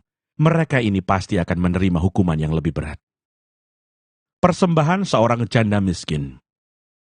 Pada suatu kali Yesus duduk menghadapi peti persembahan dan memperhatikan bagaimana orang banyak memasukkan uang ke dalam peti itu. Banyak orang kaya memberi jumlah yang besar.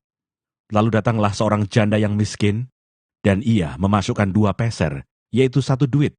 Maka dipanggilnya murid-muridnya dan berkata kepada mereka, "Aku berkata kepadamu, sesungguhnya janda miskin ini memberi lebih banyak daripada semua orang yang memasukkan uang ke dalam peti persembahan. Sebab mereka semua memberi dari kelimpahannya, tetapi janda ini memberi dari kekurangannya, semua yang ada padanya, yaitu seluruh nafkahnya." Markus pasal 13. Khotbah tentang akhir zaman. Bait Allah akan diruntuhkan. Ketika Yesus keluar dari Bait Allah, seorang muridnya berkata kepadanya, "Guru, lihatlah betapa kokohnya batu-batu itu, dan betapa megahnya gedung-gedung itu." Lalu Yesus berkata kepadanya, "Kau lihat gedung-gedung yang hebat ini? Tidak satu batu pun akan dibiarkan terletak di atas batu yang lain. Semuanya akan diruntuhkan." Permulaan penderitaan. Ketika Yesus duduk di atas Bukit Zaitun berhadapan dengan Bait Allah, Petrus, Yakobus, Yohanes dan Andreas bertanya sendirian kepadanya, "Katakanlah kepada kami, bila manakah itu akan terjadi dan apakah tandanya, kalau semuanya itu akan sampai kepada kesudahannya?" Maka mulailah Yesus berkata kepada mereka, "Waspadalah, supaya jangan ada orang yang menyesatkan kamu. Akan datang banyak orang dengan memakai namaku dan berkata, 'Akulah dia,' dan mereka akan menyesatkan banyak orang. Dan apabila kamu mendengar deru perang atau kabar-kabar tentang perang, janganlah kamu gelisah. Semuanya itu harus terjadi, tetapi itu belum kesudahannya. Sebab bangsa akan bangkit melawan bangsa, dan kerajaan melawan kerajaan. Akan terjadi gempa bumi di berbagai tempat, dan akan ada kelaparan. Semua itu barulah permulaan penderitaan menjelang zaman baru. Tetapi kamu ini, hati-hatilah. Kamu akan diserahkan kepada majelis agama, dan kamu akan dipukul di rumah ibadat, dan kamu akan dihadapkan ke muka penguasa-penguasa dan raja-raja karena aku, sebagai kesaksian bagi mereka. Tetapi Injil harus diberitakan dahulu kepada semua bangsa. Dan jika kamu digiring dan diserahkan, janganlah kamu khawatir akan apa yang harus kamu katakan. Tetapi katakanlah apa yang dikaruniakan kepadamu pada saat itu juga. Sebab bukan kamu yang berkata-kata, melainkan Roh Kudus. Seorang saudara akan menyerahkan saudaranya untuk dibunuh.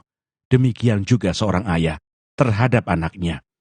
Dan anak-anak akan memberontak terhadap orang tuanya dan akan membunuh mereka. Kamu akan dibenci semua orang oleh karena namaku. Tetapi orang yang bertahan sampai pada kesudahannya, ia akan selamat. siksaan yang berat dan Mesias-Mesias palsu.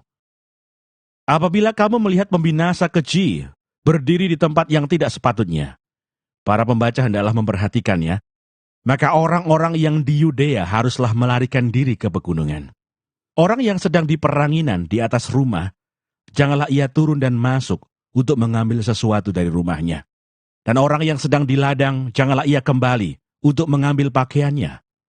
Celakalah ibu-ibu yang sedang hamil atau yang menyusukan bayi pada masa itu.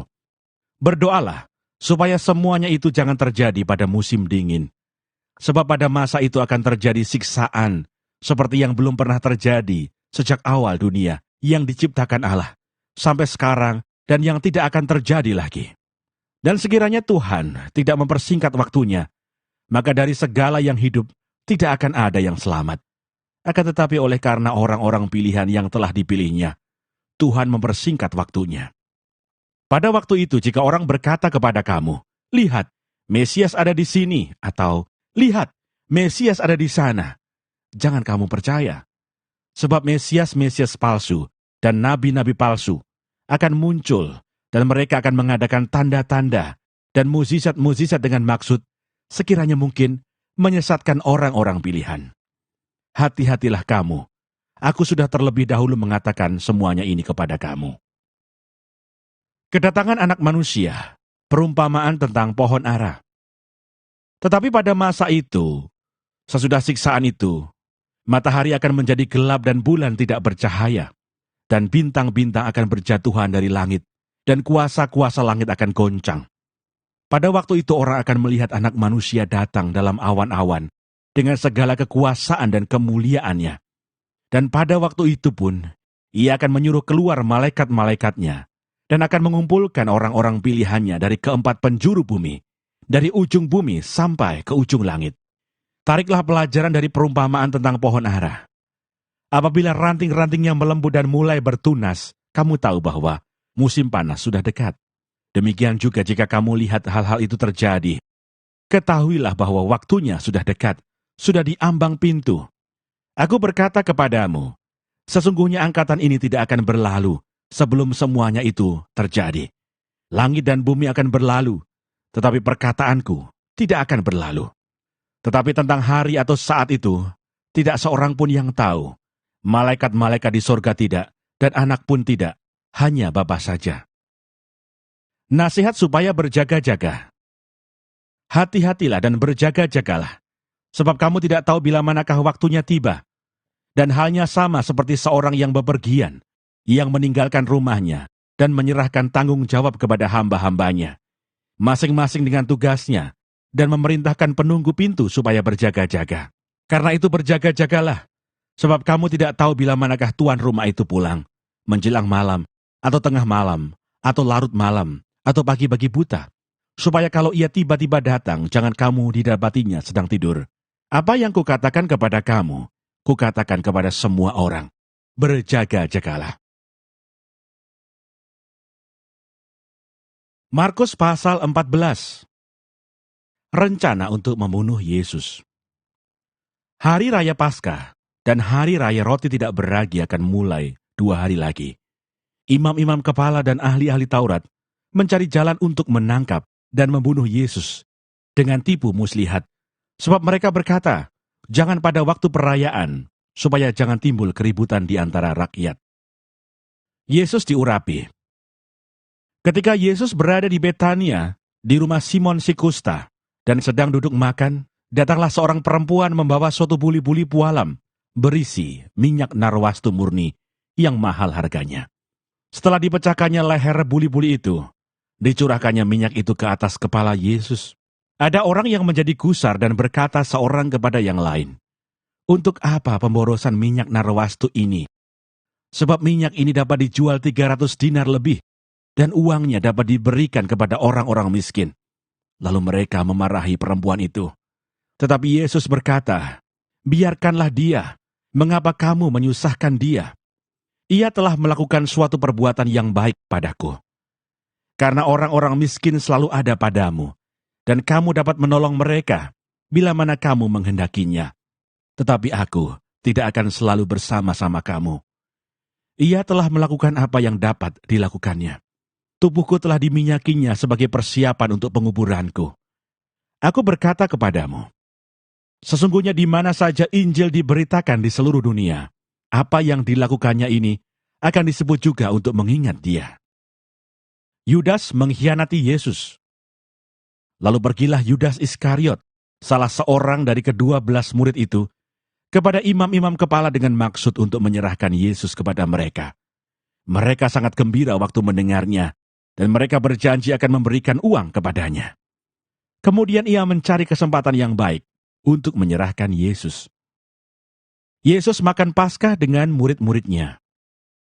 Pada hari pertama dari hari raya roti tidak beragi, pada waktu orang menyembelih domba Paskah, murid-murid Yesus berkata kepadanya, "Ke tempat mana engkau kehendaki kami pergi untuk mempersiapkan perjamuan Paskah bagimu?" Lalu ia menyuruh 2 orang muridnya dengan pesan, "Pergilah ke kota, di sana kamu akan bertemu dengan seorang yang membawa kendi berisi air. Ikutilah dia, dan katakanlah kepada pemilik rumah yang dimasukinya, 'Pesan Guru, di manakah ruangan yang disediakan bagiku untuk makan Paskah bersama-sama dengan murid-muridku?' Lalu orang itu akan menunjukkan kamu sebuah ruangan atas yang besar, yang sudah lengkap dan tersedia. Disitulah kamu harus mempersiapkan perjamuan Paskah untuk kita." Maka berangkatlah kedua murid itu, dan setibanya di kota, didapati mereka semua seperti yang dikatakan Yesus kepada mereka. Lalu mereka mempersiapkan Paskah. Setelah hari malam datanglah Yesus bersama-sama dengan ke-12 murid itu. Ketika mereka duduk di situ dan sedang makan, Yesus berkata, "Aku berkata kepadamu, sesungguhnya seorang di antara kamu akan menyerahkan aku, yaitu dia yang makan dengan aku." Maka sedihlah hati mereka, dan seorang demi seorang berkata kepadanya, "Bukan aku ya Tuhan?" Ia menjawab, "Orang itu ialah salah seorang dari kamu yang 12 ini, dia yang mencelupkan roti ke dalam satu pinggan dengan aku." Anak manusia memang akan pergi sesuai dengan yang ada tertulis tentang dia. Akan tetapi celakalah orang yang olehnya anak manusia itu diserahkan. Adalah lebih baik bagi orang itu sekiranya ia tidak dilahirkan. Penetapan perjamuan malam. Dan ketika Yesus dan murid-muridnya sedang makan, Yesus mengambil roti, mengucap berkat, memecah-mecahkannya, lalu memberikannya kepada mereka dan berkata, "Ambillah, inilah tubuhku." Sesudah itu ia mengambil cawan, mengucap syukur, lalu memberikannya kepada mereka, dan mereka semuanya minum dari cawan itu. Dan ia berkata kepada mereka, "Inilah darahku, darah perjanjian yang ditumpahkan bagi banyak orang. Aku berkata kepadamu, sesungguhnya aku tidak akan minum lagi hasil pokok anggur, sampai pada hari aku meminumnya, yaitu yang baru dalam kerajaan Allah." Petrus akan menyangkal Yesus. Sesudah mereka menyanyikan nyanyian pujian, pergilah mereka ke Bukit Zaitun. Lalu Yesus berkata kepada mereka, "Kamu semua akan terguncang imanmu, sebab ada tertulis, Aku akan memukul gembala, dan domba-domba itu akan tercerai-berai. Akan tetapi sesudah aku bangkit, aku akan mendahului kamu ke Galilea." Kata Petrus kepadanya, "Biarpun mereka semua tergoncang imannya, aku tidak." Lalu kata Yesus kepadanya, "Aku berkata kepadamu, sesungguhnya pada hari ini, malam ini juga, sebelum ayam berkokok 2 kali, engkau telah menyangkal aku 3 kali." Tetapi dengan lebih bersungguh-sungguh Petrus berkata, "Sekalipun aku harus mati bersama-sama engkau, aku takkan menyangkal engkau." Semua yang lain pun berkata demikian juga. Di Taman Getsemani. Lalu sampailah Yesus dan murid-muridnya ke suatu tempat yang bernama Getsemani. Kata Yesus kepada murid-muridnya, "Duduklah di sini sementara aku berdoa." Dan ia membawa Petrus, Yakobus dan Yohanes sertanya. Ia sangat takut dan gentar. Lalu katanya kepada mereka, "Hatiku sangat sedih, seperti mau mati rasanya. Tinggallah di sini dan berjaga-jagalah."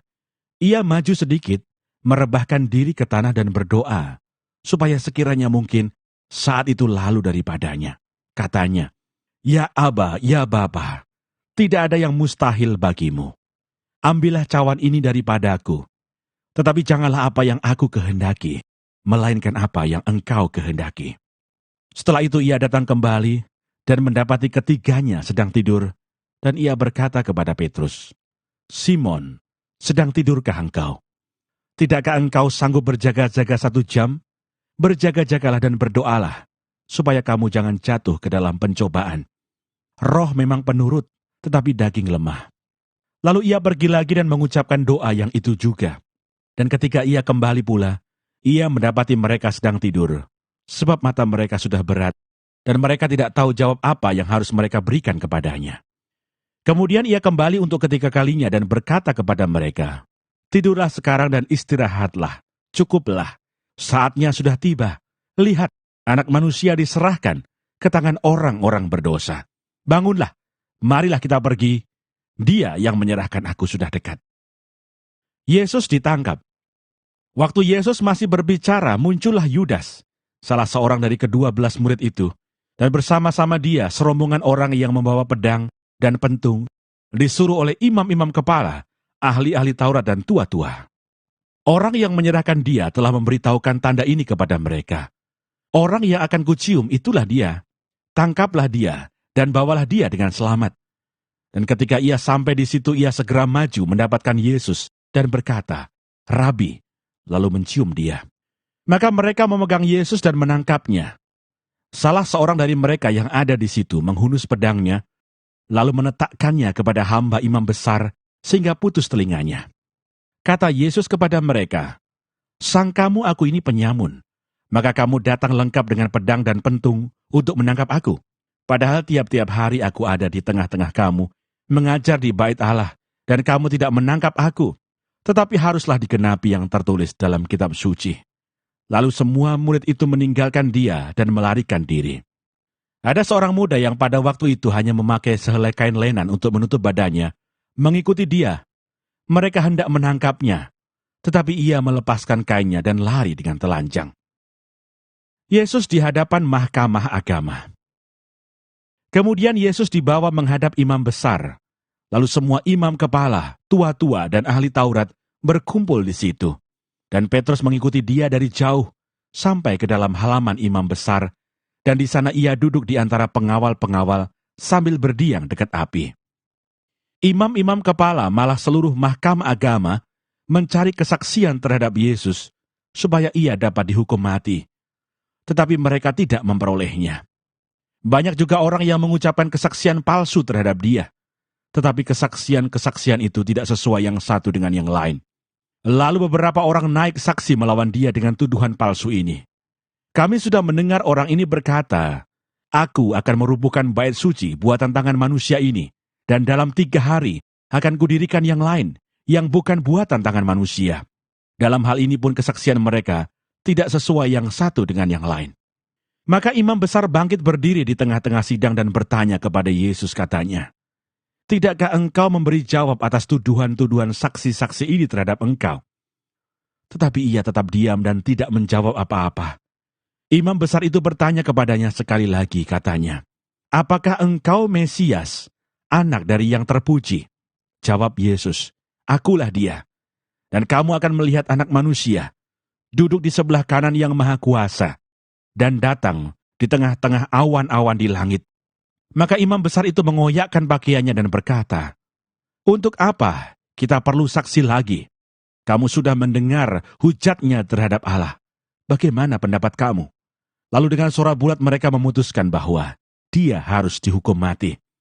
Lalu mulailah beberapa orang meludahi dia dan menutupi mukanya dan meninjunya sambil berkata kepadanya, "Hai Nabi, cobalah terka."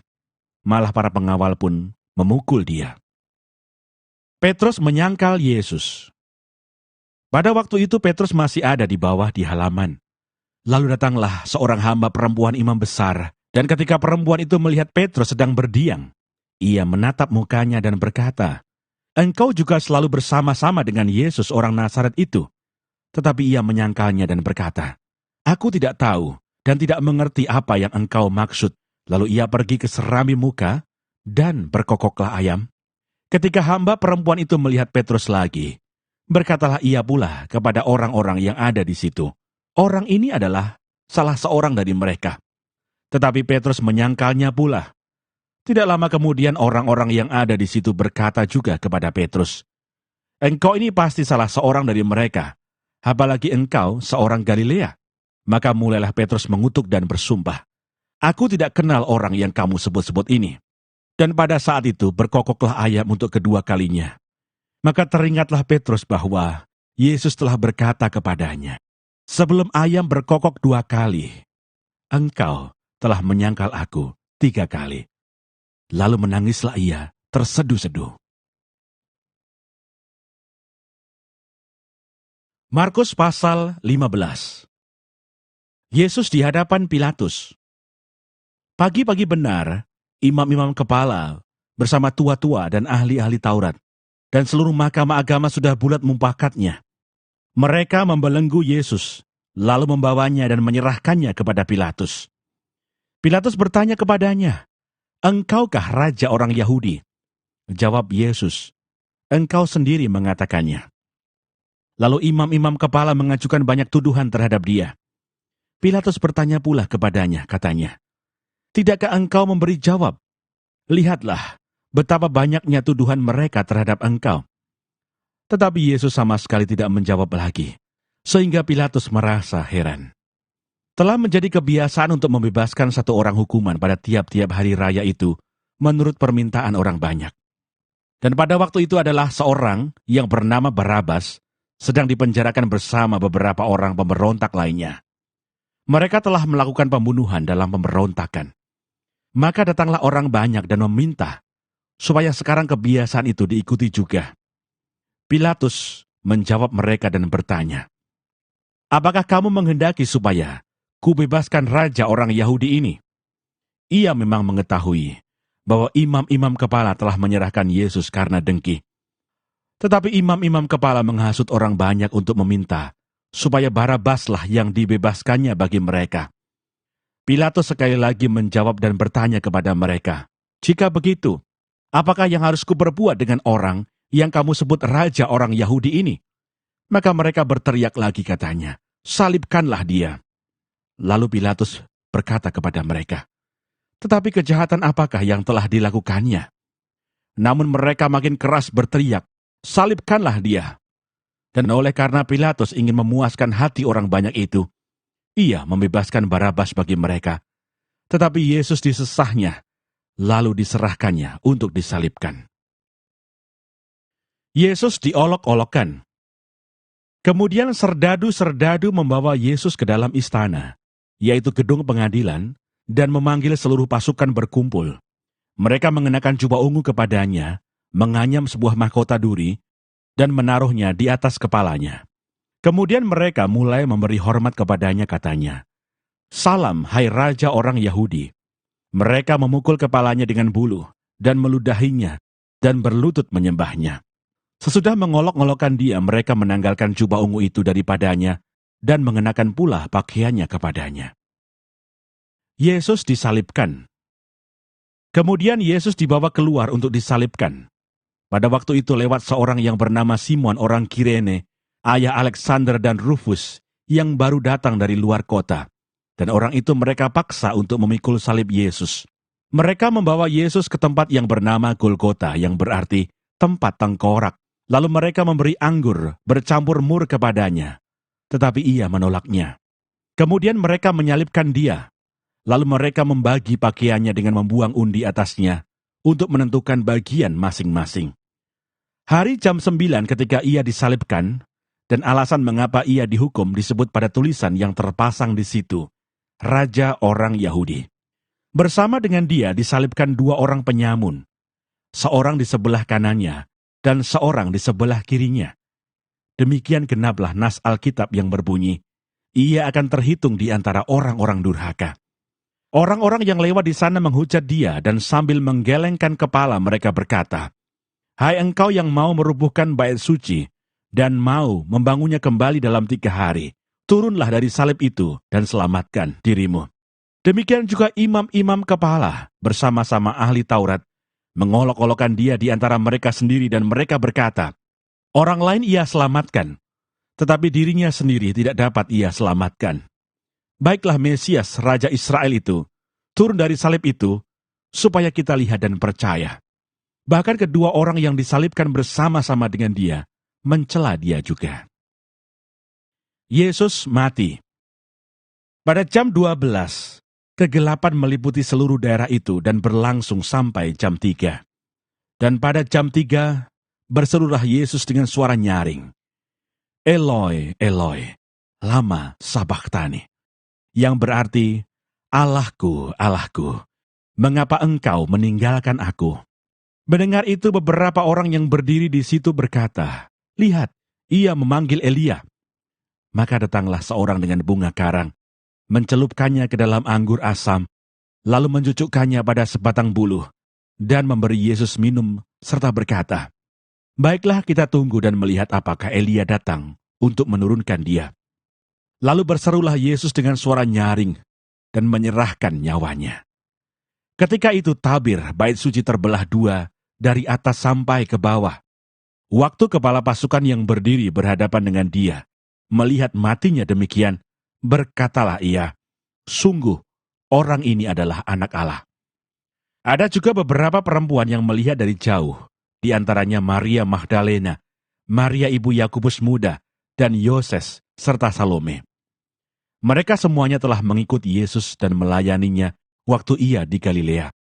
Dan ada juga di situ banyak perempuan lain yang telah datang ke Yerusalem bersama-sama dengan Yesus. Yesus dikuburkan.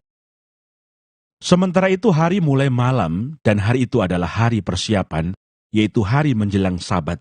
Karena itu Yusuf, orang Arimatea, seorang anggota majelis besar yang terkemuka, yang juga menanti-nantikan kerajaan Allah, memberanikan diri menghadap Pilatus dan meminta mayat Yesus. Pilatus heran waktu mendengar bahwa Yesus sudah mati. Maka ia memanggil kepala pasukan dan bertanya kepadanya, apakah Yesus sudah mati? Sesudah didengarnya keterangan kepala pasukan, ia berkenan memberikan mayat itu kepada Yusuf. Yusuf pun membeli kain lenan. Kemudian ia menurunkan mayat Yesus dari salib dan mengapaninya dengan kain lenan itu. Lalu ia membaringkan dia di dalam kubur yang digali di dalam bukit batu. Kemudian digulingkannya sebuah batu ke pintu kubur itu. Maria Magdalena dan Maria ibu Yoses melihat di mana Yesus dibaringkan. Markus pasal 16. Kebangkitan Yesus. Setelah lewat hari Sabat, Maria Magdalena dan Maria ibu Yakobus serta Salome membeli rempah-rempah untuk pergi ke kubur dan meminyaki Yesus. Dan pagi-pagi benar pada hari pertama minggu itu, setelah matahari terbit pergilah mereka ke kubur. Mereka berkata seorang kepada yang lain, siapa yang akan menggulingkan batu itu bagi kita dari pintu kubur? Tetapi ketika mereka melihat dari dekat, tampaklah batu yang memang sangat besar itu sudah terguling. Lalu mereka masuk ke dalam kubur, dan mereka melihat seorang muda yang memakai jubah putih, duduk di sebelah kanan. Mereka pun sangat terkejut. Tetapi orang muda itu berkata kepada mereka, jangan takut, kamu mencari Yesus orang Nazaret yang disalibkan itu. Ia telah bangkit, ia tidak ada di sini. Lihat, inilah tempat mereka membaringkan dia. Tetapi sekarang pergilah, katakanlah kepada murid-muridnya dan kepada Petrus, ia mendahului kamu ke Galilea. Di sana kamu akan melihat dia, seperti yang sudah dikatakannya kepada kamu. Lalu mereka keluar dan lari meninggalkan kubur itu, sebab gentar dan dahsyat menimpa mereka. Mereka tidak mengatakan apa-apa kepada siapapun juga, karena takut. Dengan singkat mereka sampaikan semua pesan itu kepada Petrus dan teman-temannya. Sesudah itu Yesus sendiri dengan perantaraan murid-muridnya, memberitakan dari timur ke barat, berita yang kudus dan tak terbinasakan tentang keselamatan yang kekal itu. Yesus beberapa kali menampakkan diri dan mengutus murid-muridnya. Yesus terangkat ke surga. Setelah Yesus bangkit pagi-pagi pada hari pertama minggu itu, ia mula-mula menampakkan dirinya kepada Maria Magdalena. Daripadanya Yesus pernah mengusir 7 setan. Lalu perempuan itu pergi memberitahukannya kepada mereka yang selalu mengiringi Yesus dan yang pada waktu itu sedang berkabung dan menangis. Tetapi ketika mereka mendengar bahwa Yesus hidup dan telah dilihat olehnya, mereka tidak percaya. Sesudah itu ia menampakkan diri dalam rupa yang lain kepada 2 orang dari mereka, ketika keduanya dalam perjalanan keluar kota. Lalu kembalilah mereka dan memberitahukannya kepada teman-teman yang lain, tetapi kepada mereka pun teman-teman itu tidak percaya. Akhirnya ia menampakkan diri kepada ke-11 orang itu ketika mereka sedang makan. Dan ia mencela ketidakpercayaan dan kedegilan hati mereka. Oleh karena mereka tidak percaya kepada orang-orang yang telah melihat dia sesudah kebangkitannya. Lalu ia berkata kepada mereka, "Pergilah ke seluruh dunia, beritakanlah Injil kepada segala makhluk. Siapa yang percaya dan dibaptis akan diselamatkan, tetapi siapa yang tidak percaya akan dihukum. Tanda-tanda ini akan menyertai orang-orang yang percaya. Mereka akan mengusir setan-setan demi namaku. Mereka akan berbicara dalam bahasa-bahasa yang baru bagi mereka. Mereka akan memegang ular, dan sekalipun mereka meminum racun maut, mereka tidak akan mendapat celaka. Mereka akan meletakkan tangannya atas orang sakit, dan orang itu akan sembuh." Sesudah Tuhan Yesus berbicara demikian kepada mereka, terangkatlah ia ke surga, lalu duduk di sebelah kanan Allah. Mereka pun pergilah memberitakan Injil ke segala penjuru, dan Tuhan turut bekerja dan meneguhkan firman itu dengan tanda-tanda yang menyertainya.